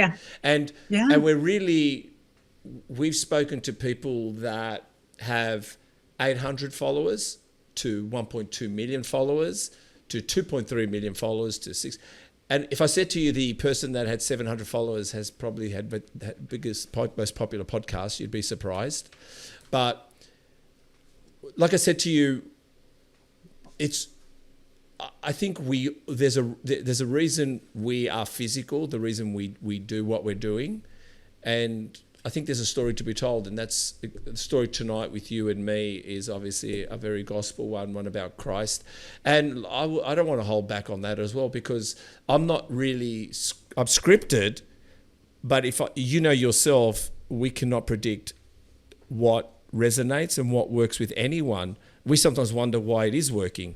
Most importantly, I think authenticity is all we need to be, and we need it, and like you said, we need to leave it to God for it, and it should not have any conditions apply, because the conditions could be greater than we ever put on them if we want them. So at the end of the day, we try to let it run its course. So this is what this podcast is about. Yeah, but it's not. Like I said to you, everyone's a stranger to me. I'm just a guy talking to people that loves bodybuilding, I guess. You know what I mean? I don't know. Never competed awesome. Though, and he's never competed or been on a cover. Let me tell you. 12 years ago today, we were still newlyweds. God answered my prayers with this cowboy. Hey, you know what? I've always wanted a cowgirl. Someone asked me, what kind of a girl do you want? I said, I want a cowgirl. And they started laughing. And then I've had this nickname with these two girls. They call me cowboy and I call them cowgirls, because I remembered what I said 20 years ago. My first ask was to God to bring me someone that had a similar heart for him that I had, so that we would be equally yoked. No one can tell me God isn't real and that he doesn't answer my prayers. Love you, hubby. Yep, that's your post yesterday. Yeah. Happy anniversary. Well, thank you. It really wasn't an anniversary post. That picture, you know how Google or something will bring up a picture 12 years ago today. And so I was like, wow, that was 12 years ago yesterday. God. And I just thought it was a fun picture. We got married in May of 2012. So that one was of November 2012. So it was 6 months later. And that's why I was like, we're still newlyweds in this picture. But everyone read it like it was my anniversary. So I just I went back and I edited. I said, by the way, this is not this is not an anniversary message. Well, I didn't even know. The book was about the prayer. Well, no, we got the prayer. I got the prayer. We got the memo. But I wouldn't. Looking at you now, looking at that photo, I would not think it was 2012. To be honest, I actually thought you just said something. But that's wonderful. Yeah, he's amazing. So, and the funny thing is he and I graduated high school together. And then we both went our separate ways. We had a little innocent crush on each other our senior year of high school. We graduated in 89 and he went his way, I went my way, and we reconnected 25 years later. Wow. I love And that. he was an answer to my prayer. So It sounds it. I mean, yeah. and he deals with horses, and you love horses. Mhm. Wow. Yeah. It sounds like The it's white picket fence. yeah. I love it. It's a beautiful story, and you guys got baptized and stuff like that. I've seen all the photos. Yeah, I mean, we both grew up, and I was baptized as a teenager because I accepted, Jesus, and I wanted to be baptized. It's to me, baptism is an outward expression of your changed inward heart and being born again. So I was probably baptized at maybe 13 or 14, from what I remember. And he was as well, maybe younger. He got baptized maybe younger because he grew up in a church family. Yep. So he knew about Jesus for his whole life too. So, so when we went with our church, we had the opportunity to get baptized again together in the Jordan River. So that was amazing. That trip was awesome. We were actually supposed to go again in January of this year, but because of what happened last year, our church decided, probably wasn't a good idea to go back. Yeah, no. At this point. No. Yeah. Unfortunate what's happening. Let's hope. Sometimes I feel there's not enough prayers for these people.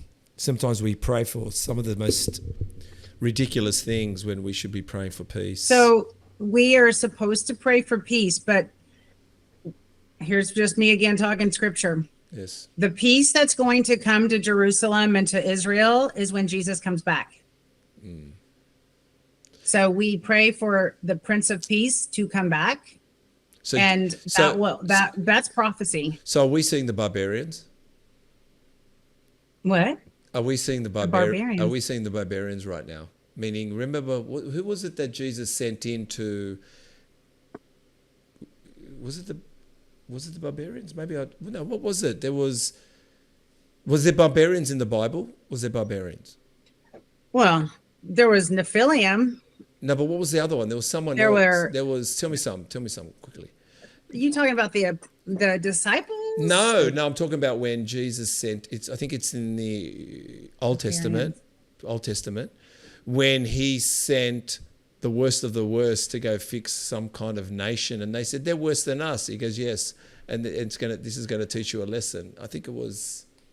Are you talking about when the Hebrew were looking at the promised land and he sent the spies over and they came back and they said they're like giants over there, we're like grasshoppers next to them? Nah. Is that what you're talking about? No. Okay.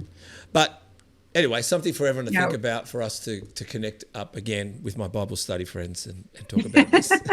Yes, there's a lot coming, that's for sure. Oh my gosh, I'm looking forward to finding out more with you, with Jesus, because I have disconnected. I haven't disconnected. I just disconnected from people at the moment. Fun fact number 1: only 1 year of dance lessons, and that you've never taken dance lessons before, and there you are dancing to Jiggy with it with Will Smith. And God, you're a good dancer. You did some of the moves you were doing. I learned to do what I needed to do for stage is what happened. Oh, right, yeah. And I loved the dance class, and my choreographer that I had was the instructor. She was an amazing dancer. Oh my goodness, she could do everything. But she was actually like for film and everything. But so I learned a lot taking that class, and then I could duplicate it on stage. But doesn't mean that I was like a really good dancer. I just learned what I needed to do for my routines. But then obviously you self-taught yourself gymnastics. Sure. Yeah. I mean, you used your trampoline when you were young. Most people use their trampolines. I was a country girl. We lived out in the country. I rode horses and water skied, and I wanted to try out for cheerleading. Oh. And I thought I was in 8th grade and I wanted to try out for cheerleading. So I had to go through my 9th grade. I had to go through pep squad. And I saw the cheerleaders doing, back handsprings and back flips and all these jumps and everything. And so I thought, well, I guess I need to learn that, right? So, because I probably can't try out for cheerleader if I don't know how to do those things. So I just self-taught myself. I started doing them on the trampoline, and then I was like, well, I'm going to try them on the grass outside of our house. I would have my mom come out and watch me. And I'm sure my mom was just like, you're going to break your neck. And we live there's no hospital anywhere near us. But I never did.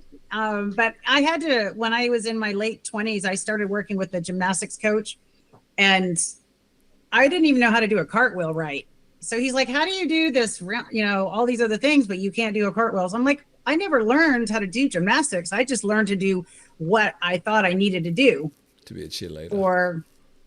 But I never tried out for cheerleading because my mom gave me a choice, cheerleading or horses. And I chose horses. Okay. And we weren't allowed to have 5 sports at once. Like the kids nowadays, they've got like every sport ever under the sun all the time. And I'm like, my mom was like, you do this or that. That's it. So. Did you, okay. No, I'm just thinking that. Remember, anything athletic. I'm just thinking cheerleading. Did you follow an NFL team? Did you want to cheerlead for a certain NFL team? No? No, I didn't even know about that really because I didn't watch football. I mean, my dad did, but I didn't care about it. I was out in the horses all the time in the barn.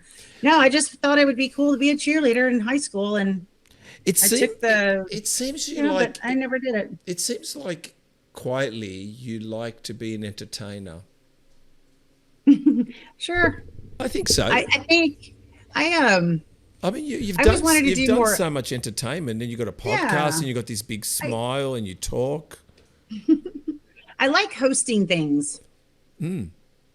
Yeah. Well, and when I was in LA, I ended up having a sports agency out there. And I'll tell you, it was interesting because during that time in the 90s, muscle was still not favorable. No. So my agent would not let me use my covers because bodybuilding was like frowned upon in the agency world. So like when I did, so we couldn't even, I had 30 covers, couldn't even talk about it. Wow. Casting stuff didn't want to know anything about that.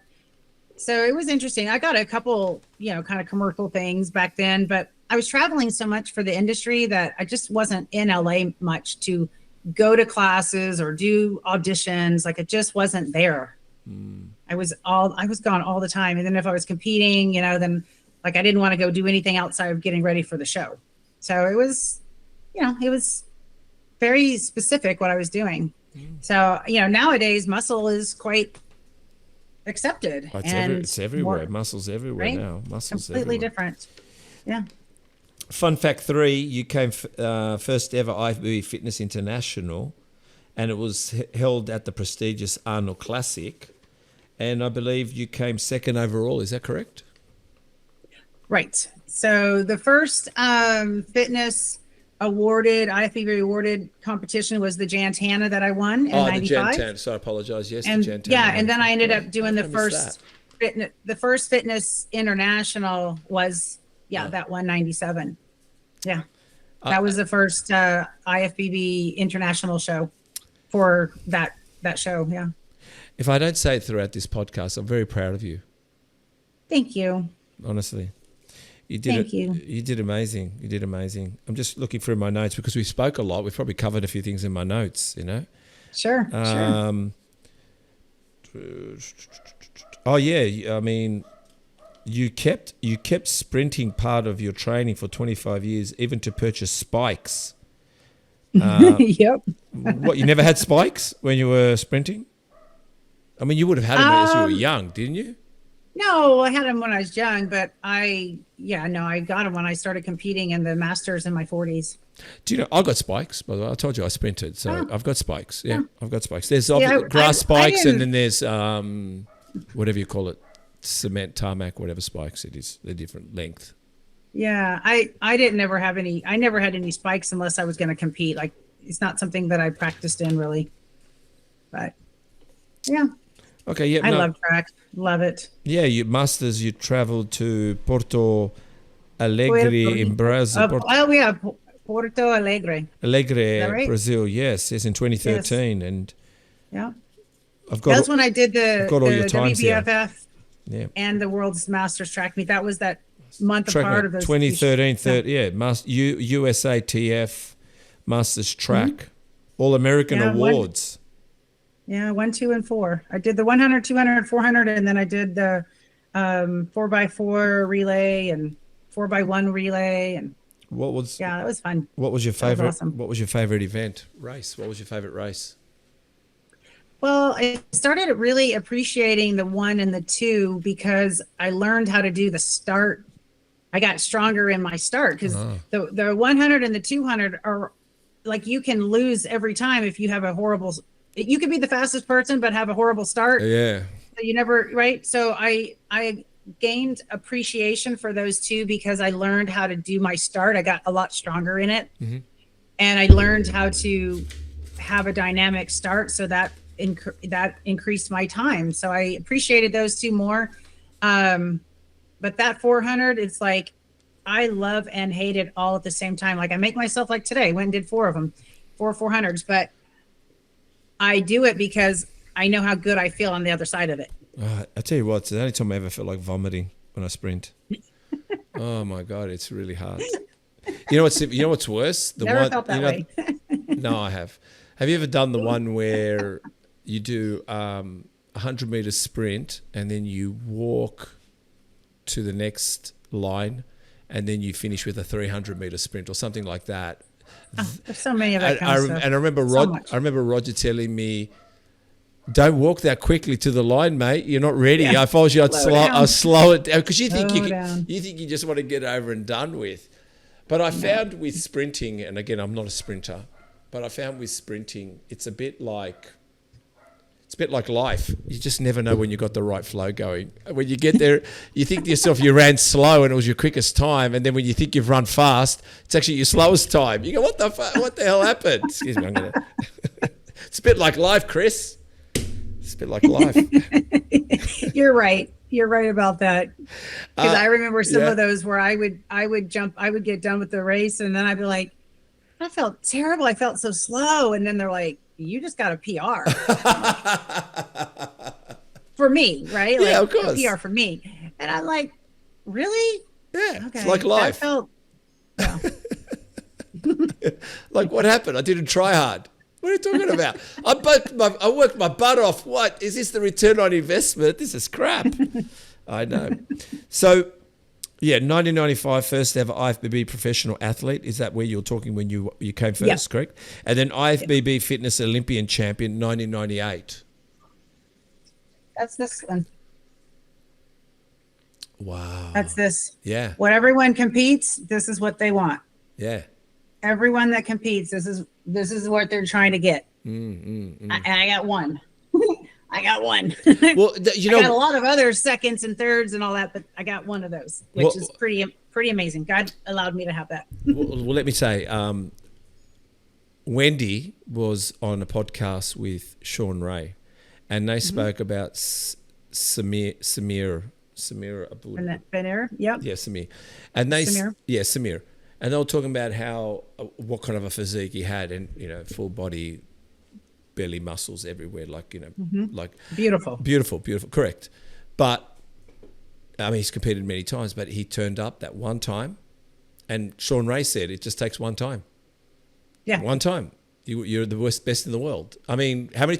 I think we've lost the idea. Everyone keeps talking about 8 times, 6 times, 7 times. I mean, good on you, but one time is one time. Well, here's what's so confusing. Yeah. I was kind of outside of the industry for a little while, like not really paying attention too much. And social media is going, and all of a sudden I start noticing that I'm like, this person's won the Olympia 10 times, or this person's won 5 times. Like, oh, did they win the Arnold 6 times? I'm like kind of blown away. And then I'm realizing, no, they're saying 10 times on the Arnold stage, or 10 times or 6 times on that stage. Yeah. And I'm like, well, I was on the Olympia stage 10 times. I was on the Arnold stage 9 times. That's right. I was invited 10, but one was political. I didn't get to go for one of them. I mean, I didn't get to compete, but I mean, so what happened? I need to go and what put happened? That on what was it political? Why was it political? Come on. If Lee Priest can talk about political and everyone else, come on, what's your political? Well, there's a lot of that goes on, but at the time, IFBB was not wanting to, they were placing me lower and lower because I wouldn't sign certain contracts that they wanted me to sign. And That's not fair. I didn't want to. And so I had contracts, but because I didn't sign with their management company, because I was managing myself, and I didn't want to give them 20% of my earnings. So I was doing my own thing and I had my own contracts. Well, I had a really nice contract with one of the biggest companies that you could have a contract with.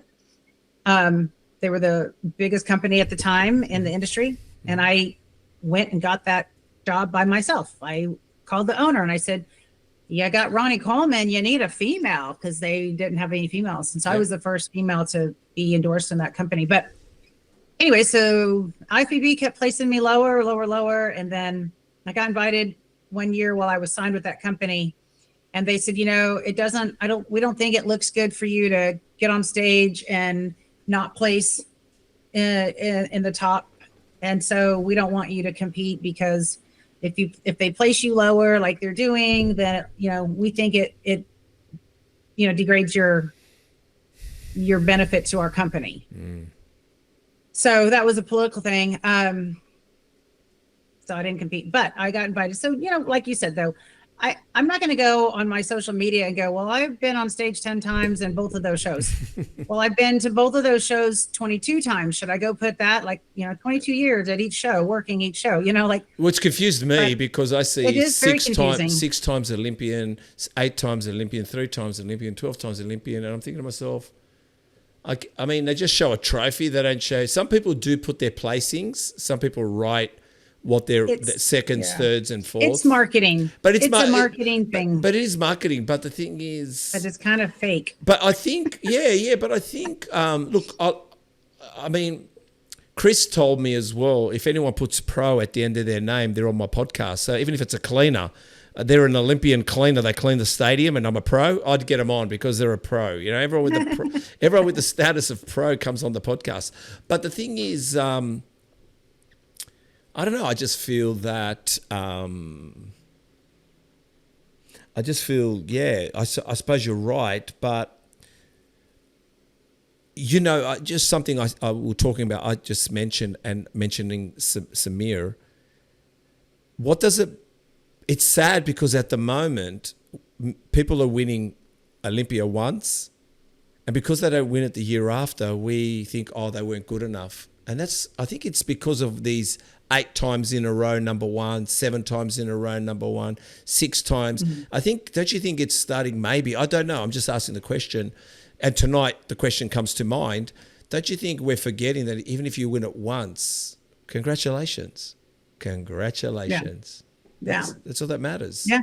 It's not, but we're not celebrating as much that because someone's like Lee Haney and then Dorian Yates and then Ronnie Coleman. And I mean, I think I have him on my vision board, Jay Cutler. I think it's quite amazing that a person can lose it and come back and win it and win it twice in a row. That was quite an achievement. I don't think we've seen that in bodybuilding.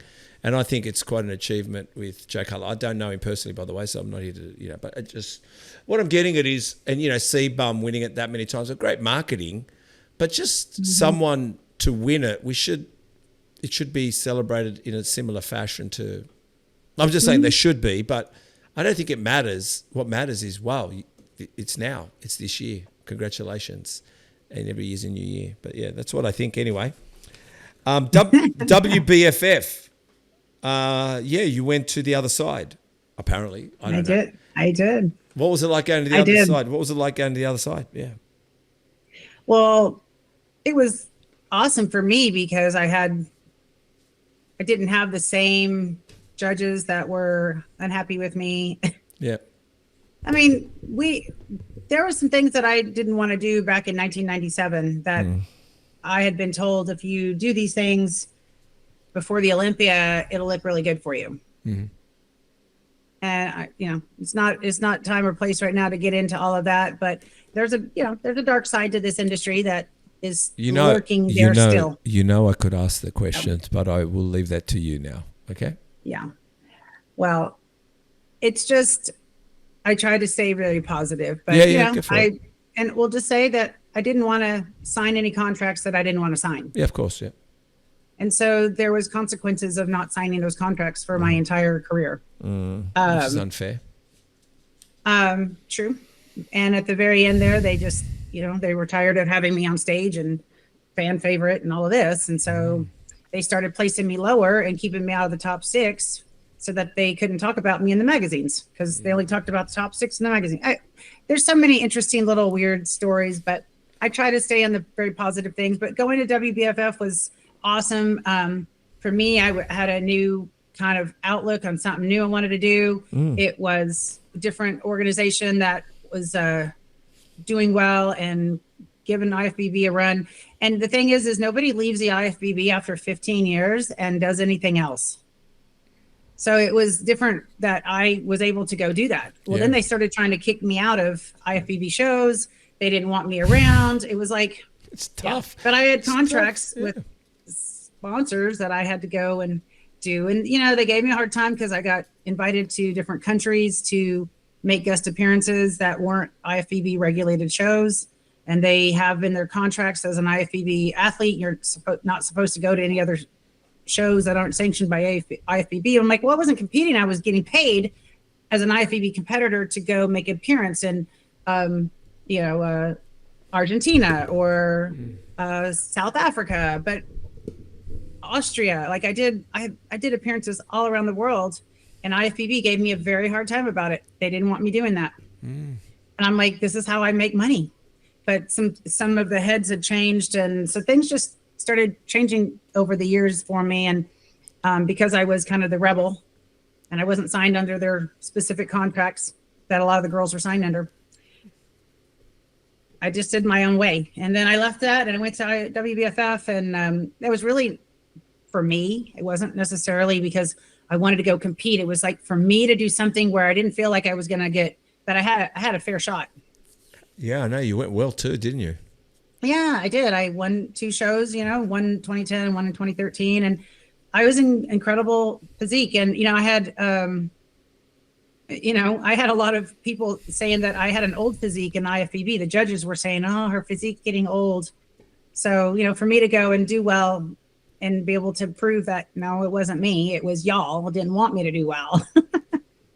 Y'all wanted to hold me back. Yeah. So, so most people don't leave IFBB and end up doing well in anything else. So that was different. And then I got to do it I still got to do it my way, right? Yeah. Still got to do it my way. Sounds like a Frank Sinatra song. Start spreading the news. I'm leaving today. You gonna sing with me? I'm gonna be a part of it. New York. I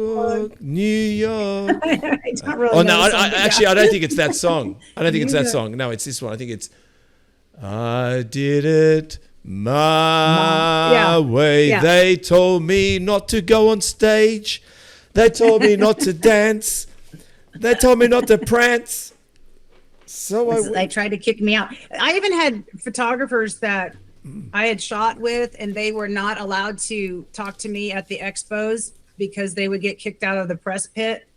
Wow. If they saw them talking to me. And a couple of them had like DVDs of photo shoots to give me, and they had to pass it through other people to give to me, because if they saw them talking to me, they would be kicked out of the press pit. Wow. I can't believe, you know what? I mean, I'm just telling you that scratched the surface of what was going on. But well, all right, look, because we got to finish up soon. But God, I've got so much more to ask you. It's 10:30. Oh shoot. I know, but come on, we've prayed. We can go a little bit longer. But anyway, I'm just joking. That's a funny joke, Monica. Please. No, I'm just. Hubby's waiting for me. Oh my God, hubby, bring him in. He can sit with us if he likes. But the thing is, I was going to say, but I'm going to bring him in. Yeah, bring him in. Let me just ask him if he can come in. Yeah, come on in, man. Because I've got a few more questions. And you might ask him a couple of questions. Yeah, why not? I don't know what to ask him. He's probably going to give me Romans 6, 7, and 5 or whatever. No, he won't. So IFBB, then it got split in the middle, didn't it, at one stage? IFBB guys. Oh, you mean like the European and the US? Well, Is that we've what you're talking we've about? we've got 2 IFBBs in Australia. Don't ask me why. Yeah, yes, and I'm a little confused by that, to be honest. So We've got 2 I'm not a IFBBs in good Australia. person. Yes, it's because of who was heading up the European division, split from the U.S. market. So they have different. I can't explain that to you, to be honest. Let's see. Did he fall asleep? I'm gonna try calling him. That's all right. Call him. Let's go. Wake up, will ya? Cause he might be taking a nap. I don't know. Well, it is late at night. Wouldn't you be taking a nap? I'd be taking a nap. Well, he was waiting for me to be done, so, but he might. It's nice. Yeah. He was watching football. You know, football just kind of, yeah, he probably fell asleep. You know how football just, you can just easily fall asleep. Who does he follow? Oh, he just likes all of it. But I mean, he's been a Cowboys fan because we're Texas, but Yeah, it's Cowboys. he's been disappointed by them. So, but you seem to be loved right now because you are at the shows with your own podcast and your own show, Oh, yeah, the Monica still have- Brant show in 2020 and carrying on. Reception of fans and the industry people outside of the IFBB officials, I'm still welcomed, and it's still like I'd never left. Yeah. I think The fans and everyone's awesome. It's just, it's just a very small little group of people that probably are like, she's still here. Isn't she gonna ever go away? Is she for still real? here? Oh, all right. No, well, so tell me something. This is very serious. This one's probably my serious question, so be prepared for this one. Was the hip thrust around in the 80s and 90s?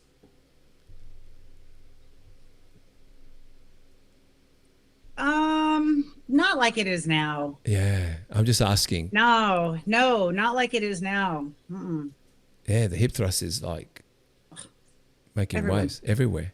But like I said, what did we do for the glutes back then? Sprinting. Yeah, well, that always, right? Sprinting. I did a lot of one-legged deadlifts. I did a lot of reverse hack squats. Gold's Gym had the perfect one. So it goes hack squat, but if you get in it reverse. Oh yeah. And sit in it perfect. Oh, that thing was awesome. Oh yeah. Awesome for glutes. Awesome. Yeah. So I had a bunch of things that I did, but and I do a lot of plyometric stuff, so that's really good too. But glutes are very specific because the shape of them is very genetic. And I think that you can enhance, but I think shape of like when you see the side and there's like a top and a bottom. Yeah. Because people can have the bottom and not the top, or they can have the top and not the bottom, or it can be flat. It's like, but I think glutes are very genetic. But I've also learned when I started running track, I started learning about proper glute activation that I didn't know prior to racing in my 40s. I was taught by a guy that was my sprint coach, and he was also a fan. So, he told me one of the first times I worked with him, he said, I've been a fan of yours a long time. I know that you've known for your glutes, but you have really weak glutes. And I was like, oh, interesting. Wow, that's not How do I strengthen them? Because you have to have strong glutes to be able to be a fast sprinter. Like you don't just, you can have great glutes, but if you don't know how to engage them, it doesn't help you in your sprint.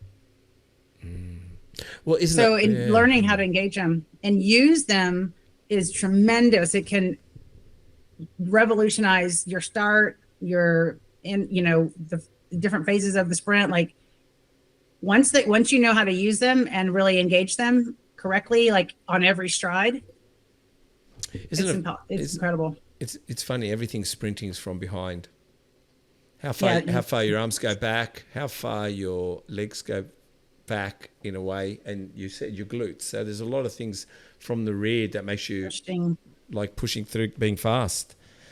How did back then women's bodybuilding?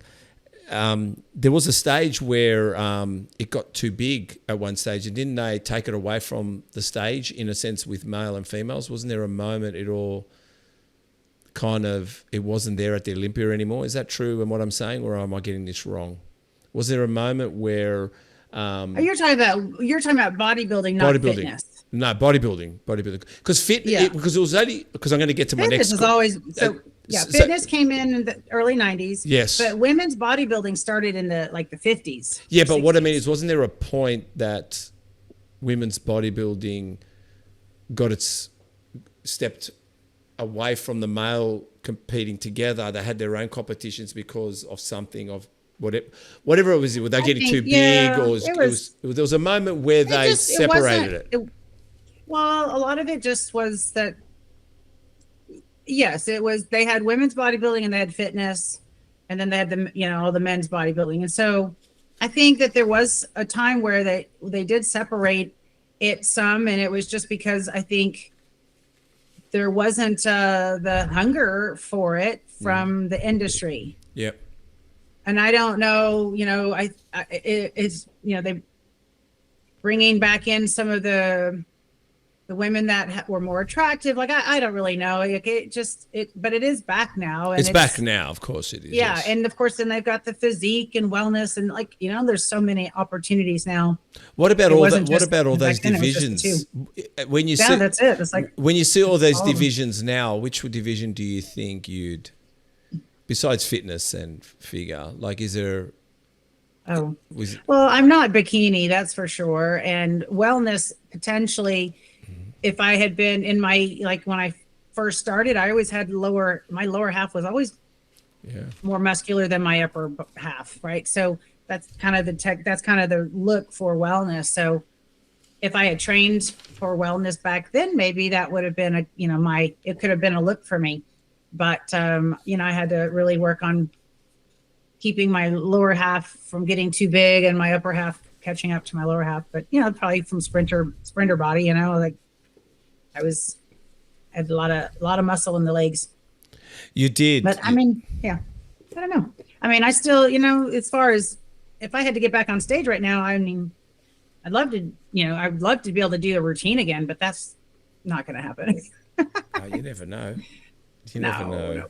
I've got all your. There's no reason for me to get back on stage. I know, but And they don't want me back on stage. Trust me. What do you think? They still got a little thing for you? Yeah. I'm sure. I would have to go through major kiss butt stuff in order. Yeah, well, you can't do that. That's not your style. And I don't. I have nothing to. You have faith. I have nothing to kiss butt about. It was just that they didn't like it because I wouldn't sign their contracts that I didn't want to sign. Yeah, no, you don't. You got faith as well as if you kiss butt. You don't kiss butt when you got faith. There's no such thing as that. Exactly. You don't kiss butt when we've got faith. Can I just ask, a few more questions and I'll let you go snuggle up with your husband. We all want to snuggle up with a cowboy, let me tell you. Well, maybe not me, maybe Chris. But then you never know. We've never tried one. Never tried to snuggle up with a cowboy. I try to be. I'm a bit funny. I try to be funny. I'm a bit comical, maybe not very funny though. It's good.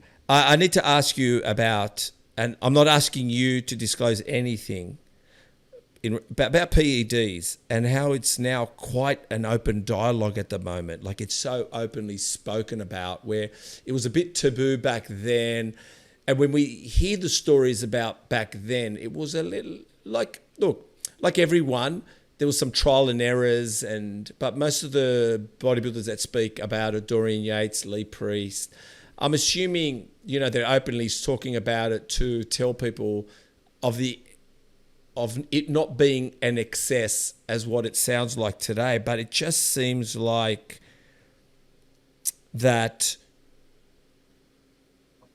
steroids is talking generally in gyms now. It's like everyone's talking about young men, but even the women, like, I just know because women are competing and everyone's being coached, and there's coaches on top of coaches and on top of coaches, and none of these guys are pharmacists. Some aren't, they haven't studied science, and they're all gym bros. It's true. There's gym bros. We're all gym bros. And I think I said to you that at 49, I did a cycle, right? I did in 1 year because 2050. I did two cycles, and I didn't have a coach. I just went to a dodgy guy that I trusted, right? But I know I'm making it more hilarious than it is. But I knew his brother competed. He was quite muscular for a long time, and that's what he did. He knew about it very well. And to be honest, he said to me, "Why are you doing it?" He didn't force it on me, but it was quite the journey. I'm mesmerized by the journey, how we obtained everything. We're talking about, I'm just saying, Monica, I'm talking about, this wasn't tablets. This was this podcast about everything, injecting, you name it. And I'm 55. I haven't touched it for 6 years. It's not like I've gone back to it. All right. If I said to you, would I do it again? I don't know. Maybe I want to get it right this time. I don't know. I'm just trying to say to you. But I've realized it still requires eggs, it still requires chicken and rice, still requires resting, still requires sleep, and it still requires hitting the gym and obviously progressive overload, which that's the one part I've realized why we slow down is sometimes we forget. We go to the gym, but we don't go to the gym. We don't do the progressive overload sometimes, or we don't do mind to muscle. We just go there to be social and we leave and we wonder why we don't grow. So, but that's what I'm saying. The last resort is that needing something like that. But how do you, past and now, what do you think of it with what you hear, what you see, and what's going on? Well, first of all, I have never touched steroids. Woo! So No. And I know, and I know you're not. I know you're saying that. No, they have to believe it because you've got God on your side. You can't lie. Jesus Christ. Yeah, I'm not lying. Yeah. Did you ever think about it? Did you ever think about it? No. No. Okay. No, because I didn't work with anyone that even, like, when I was competing, that wasn't ever even a question. Good. Oh, it wasn't something that anyone brought up to me, but but I, if you look at if you ever look at who I was young, like, I've always had a lot of muscle. Yep. My thing was, learning to put my skills to work, and then learning to eat appropriately to lose the body fat. And of course, as I got older, it was easier because I had more muscle and I was sprinting, and I knew, and I knew how to be consistent. So, and if you do it long enough, your body kind of understands. And I never got out of, I never went from, if I was, 6 or 7% body fat on stage or 8%, I only would go up to 11% body fat in between. Yeah. I never went 19, 20. I stayed, and even right now I'm sitting right around maybe 13.9, 14% body fat at the highest, even now at 54, not having competed in 8 years. So it's, the body is understanding, and I knew how to maintain, so I never had that pressure in my shows. And you'll look at some of the 90, the 96, 97 Olympias. I was lean, but I wasn't like drug lean. I was just lean and muscular naturally, but then I, of course, had my diet and everything. So yeah, I was for stage, but the look was so different back then, right? It was different. It was really different. It was right. And you had bodybuilding for what it was, and it was then different you had back fitness then. was supposed to be, But everything was and different. then even when figure came in, it was the same thing. They weren't looking for a ripped physique. So I didn't have to worry about that. Now, as I got older, my body got better, and I was more disciplined. And so I was able to, and I was doing some very hard workouts. So I didn't have to worry about that. I know other people did use stuff, but I didn't ask anyone anything. I wasn't ever, it wasn't talked about anyways. Right. And nowadays, I still don't talk to anyone about that. It's none of my business. I have had women talk to me that are concerned that they don't want to do more and continue to jeopardize their health or their aging or their look as they're getting older. Yeah. And year after year of doing stuff, it'll eventually catch up, and there'll be consequences for that too. But the other part of it is, if they're not learning how to take care of themselves when they come off of that stuff, the body's gonna have some issues. So I don't really have a lot of I don't really have a good answer for you, to be honest. Oh, that's okay. I feel like it's a detriment to the women. I feel like it's, and in fact, there's an organization up here in Texas that promoted IFBB shows for many years, and she's actually the wife of the couple is an IFBB bodybuilder from back in the day, and they just stopped doing IFBB shows, and they opened a whole new organization that they're bringing in they're bringing in more natural looking bodies, and they want to offer competition, but they want women and men to be able to come and not feel like they have to do something like that in order to compete in their organization. It seems so more natural. It seems like that's growing at the moment. That's a growing part at the moment. I hope so. It is, though. I hope so. It is. It's sad that this is what people want, and that's the route that they have to go right now in order to be competitive. That's why I don't want to get back on stage, because I know that if I try to do what I used to do, it won't be enough for the stage nowadays. I don't want to put myself in that position. They talk about athletes when they retire and they rock up to sporting events and they think, oh, I wish I could get back on the field. Oh, my God, I'm pumped. Do you get pumped when you go to the shows? Do you sometimes go like, oh, I'd love to get back on stage? Well, yes and no. Not really, because it's the same judges that are judging that used to judge me that started critiquing me, so it's like, no, I think that part of my life is I want to run track again. That's what I want to do. Hey, it sounds like my husband's up. Okay. See if he'll come in. No, I don't look at the stage and go, man, it'd be fun to be up there. Now, the process doing that, I kind of miss, because I like the process of things, the journey. Really? But I don't care about being on the stage, but I do miss the track and being competitive in track. Oh, running, yeah? The sprinting, yeah. And I was like, Brad, come on. You come in here? I tried to call you. Come on, Brad. Trying to get off here. Steven's keeping me on. So oh my God, that's Monica. Just remember, remember Job. All right, remember Job. Remember Job. We had Bible study. Can you say hi, please? It's recorded. It's recording. It's not live. It's not live, Brad. Say hi to Steven. He wants to Hello. Hey, Brad, how are ya? I'm fine, thank you. So this is what a cowboy looks like, is it? Is this what a cowboy Fell looks like? asleep watching the football game. I know. I was trying to call you. I said, I bet he fell asleep. Who was playing? Who was playing, Brad? Ravens and the Chargers.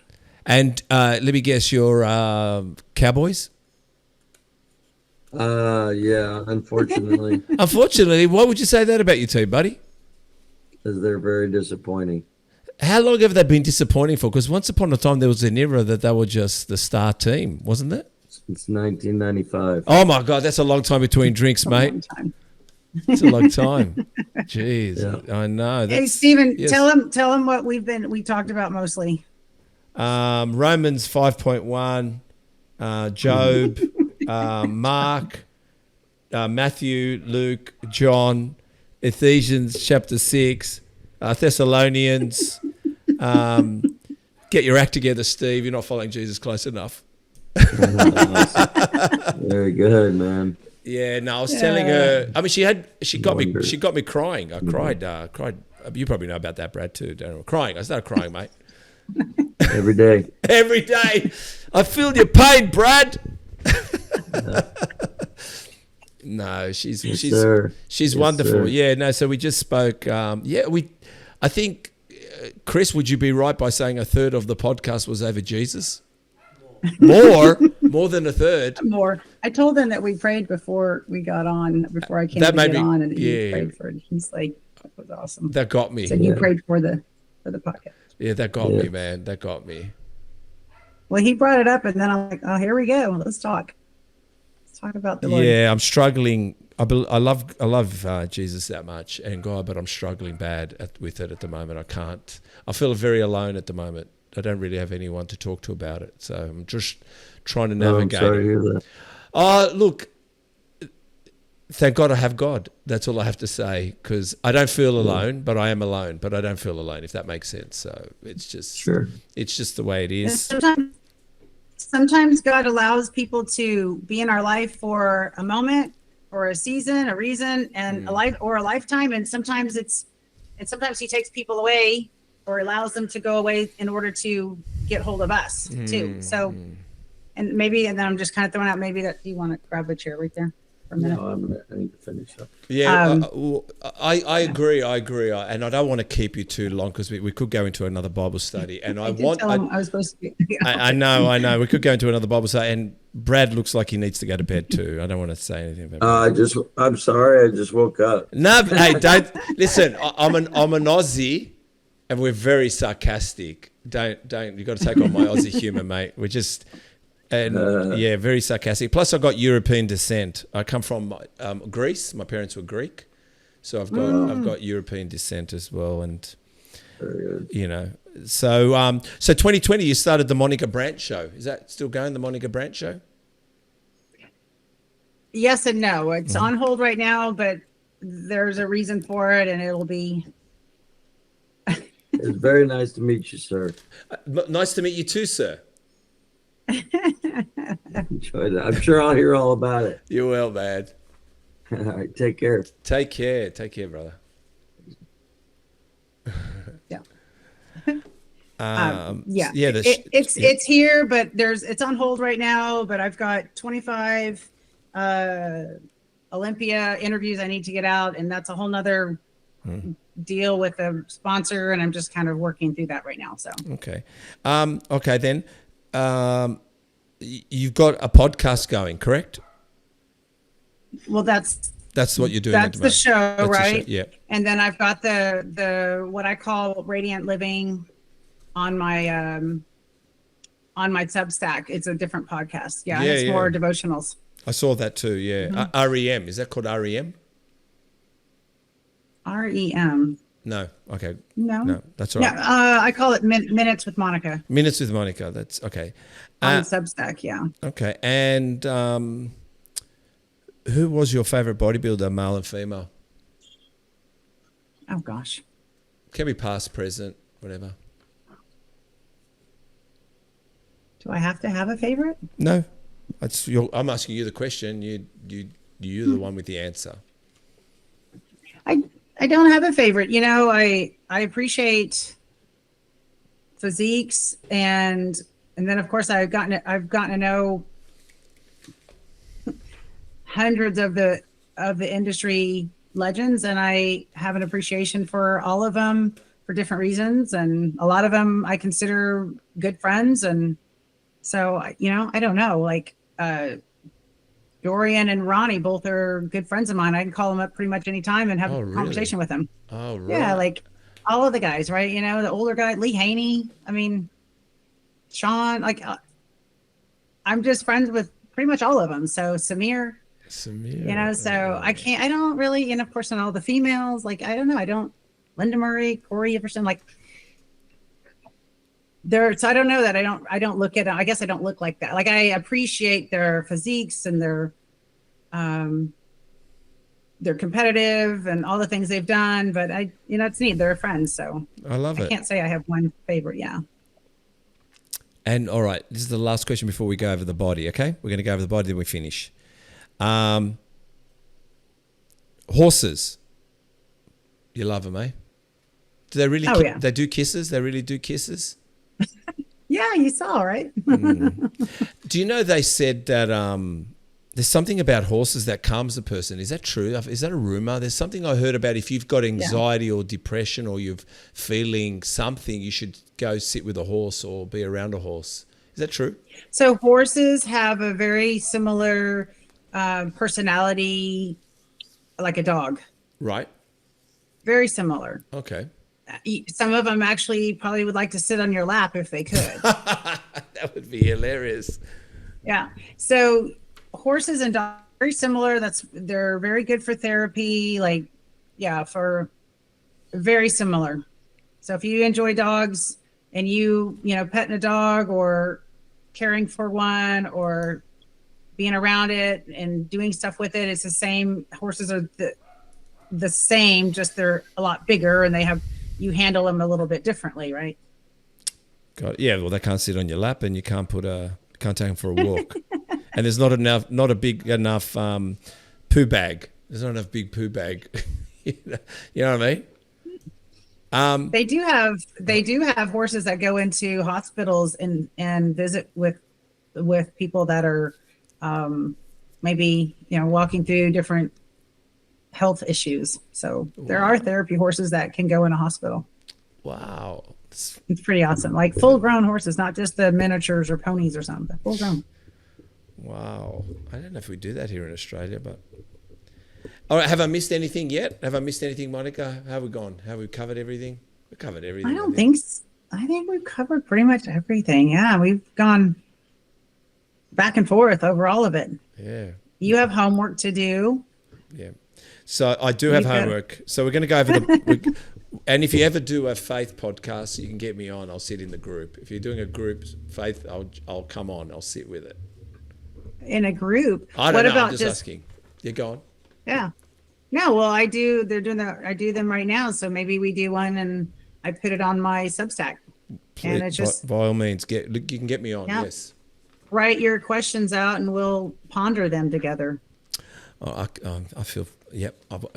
I'll try. We'll ponder them. We'll ponder them. I'll ponder my questions. Hey, I'm Jamie from Portion. And I'm Steve, Muscle Talks Podcast. And we heard that you guys are very into clean eating for yourselves, so we figured we'd educate you a bit about clean eating for your dogs. That's why Portion has decided to partner with Muscle Talks and give you promo code MuscleTalks25 for 25% off your first order at portion.com.au. That's PAWTION.com.au.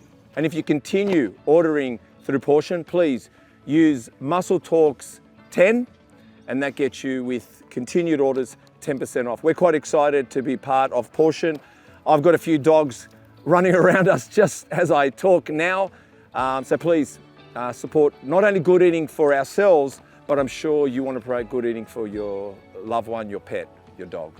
So go to portion.com.au and use for your first order Muscle Talks 25 to get 25% off your first order, and then continued orders Muscle Talks 10. Okay, let's go over the body. I'm going to mention a body part. You tell me an exercise, sets and reps. That's all. Very simple. Not a whole routine. It's just like What exercise? Then? One exercise. I can't say sprint for everything. You can. You're entitled. Okay. You're What you entitled. got? It's traps. Oh gosh. Well, first of all, I don't train them. Yeah. Technically. I just don't want to So discriminate. I don't want to discriminate. I'm giving you all the traps. Right. Okay. I laugh because I've had a lot of people ask me, "What do you do for traps?" I'm like, nothing. But they're there because they're there. Handstand push-ups are amazing for traps. Handstand push-ups. Yeah. Okay. Really good for we'll go all with of that. yeah. Oh, well, shoulder trapping handstand push-ups. God, you can only get on the wall. on the wall. On the wall. Chris, get ready. Delts, side delts. Oh, good laterals. Laterals with good form and I would say do 1 rep and then a half rep. 1 rep and a half rep. Okay. That counts as one. And that counts as one. Yeah, like and make sure you have good form. And half, up, half. Okay. How many sets, reps? Well, it depends. Are you doing it in the beginning of your workout, the end of your workout? But can you do 12 like that? Can you do 10 like that? Well, go heavier. Everything's after a warm up. Everything's after a warm up. So if you're trying to put on size, then you want to go a little heavier, so you do a little less reps, right? Yeah. So is it 5? Yeah, okay, 5 with a little more weight. But that's an exercise that you can end up hurting yourself in if you try to go too heavy. You can hurt shoulders. So redelts. I like face pulls. Okay, face pulls. Sets, reps. Mm-hmm. Band, and I like high reps. High reps. Front delts. I don't focus on them ever. Okay. Back. I mean, I didn't when I was competing. Yeah, that's okay. Yeah. Sprinting. Oh my gosh. You have to have strong lats for sprinting because you need to be able to hold your shoulders down when you're moving your arms. So strong, anything row, like close grip rows. Close grip rows. Heavy, low reps and heavy. Wendy said the same thing. Chest. Just push-ups. Push-ups. I didn't really do, I mean, I did so much gymnastics for the routine stuff. And when I was not doing gymnastics, like I still do push-ups. So yeah. Abs. Oh my gosh. Planks. I like side planks. Vacuums. Heard that. Some people said the kitchen. Sprints. Yes, of course. I had great abs. Oh my gosh. I had great abs when I sprinted. Yeah. I was. Yeah, you have no choice. No choice. Great abs. Great legs too. I had great legs. Great shoulders as well. Tricep. Actually, I look great all the time, but that's just me. I like just dumbbell extensions. And lying on my back. Oh right, okay. Oh, I like skull crushers. Yeah, but I like a dumbbell, and I like to I like to be on a bench, so I can go a little lower, stretch a little bit behind. Like I don't want to just stop here. I want to go a little lower. Okay. Look, it's a very 80s, 90s. People don't do it anymore. Forearms. I don't even know. Okay. Quads. Picking up hay bales. Hay bales. Okay. Got to get a farm for that. Quads. Farmer's walk. Really good for all of that stuff too. Yeah. Quads, I heard that. Sprinting. Quads. Jumping, jumps, plyometrics. Hamstring. Sprinting. Glutes. Sprinting. Calves. Of course, any kind of lunge is great for lunges, all kinds of lunges. Oh, sprinting for calves, 100%. If you haven't sprinted, you go out and sprint, your calves are going to be so sore the next 2 days. Tibialis. But yeah, tibia, all of it. Yeah. But I still do a lot of manual calf stuff just to make sure that I'm doing the movements so that I stay in a good place.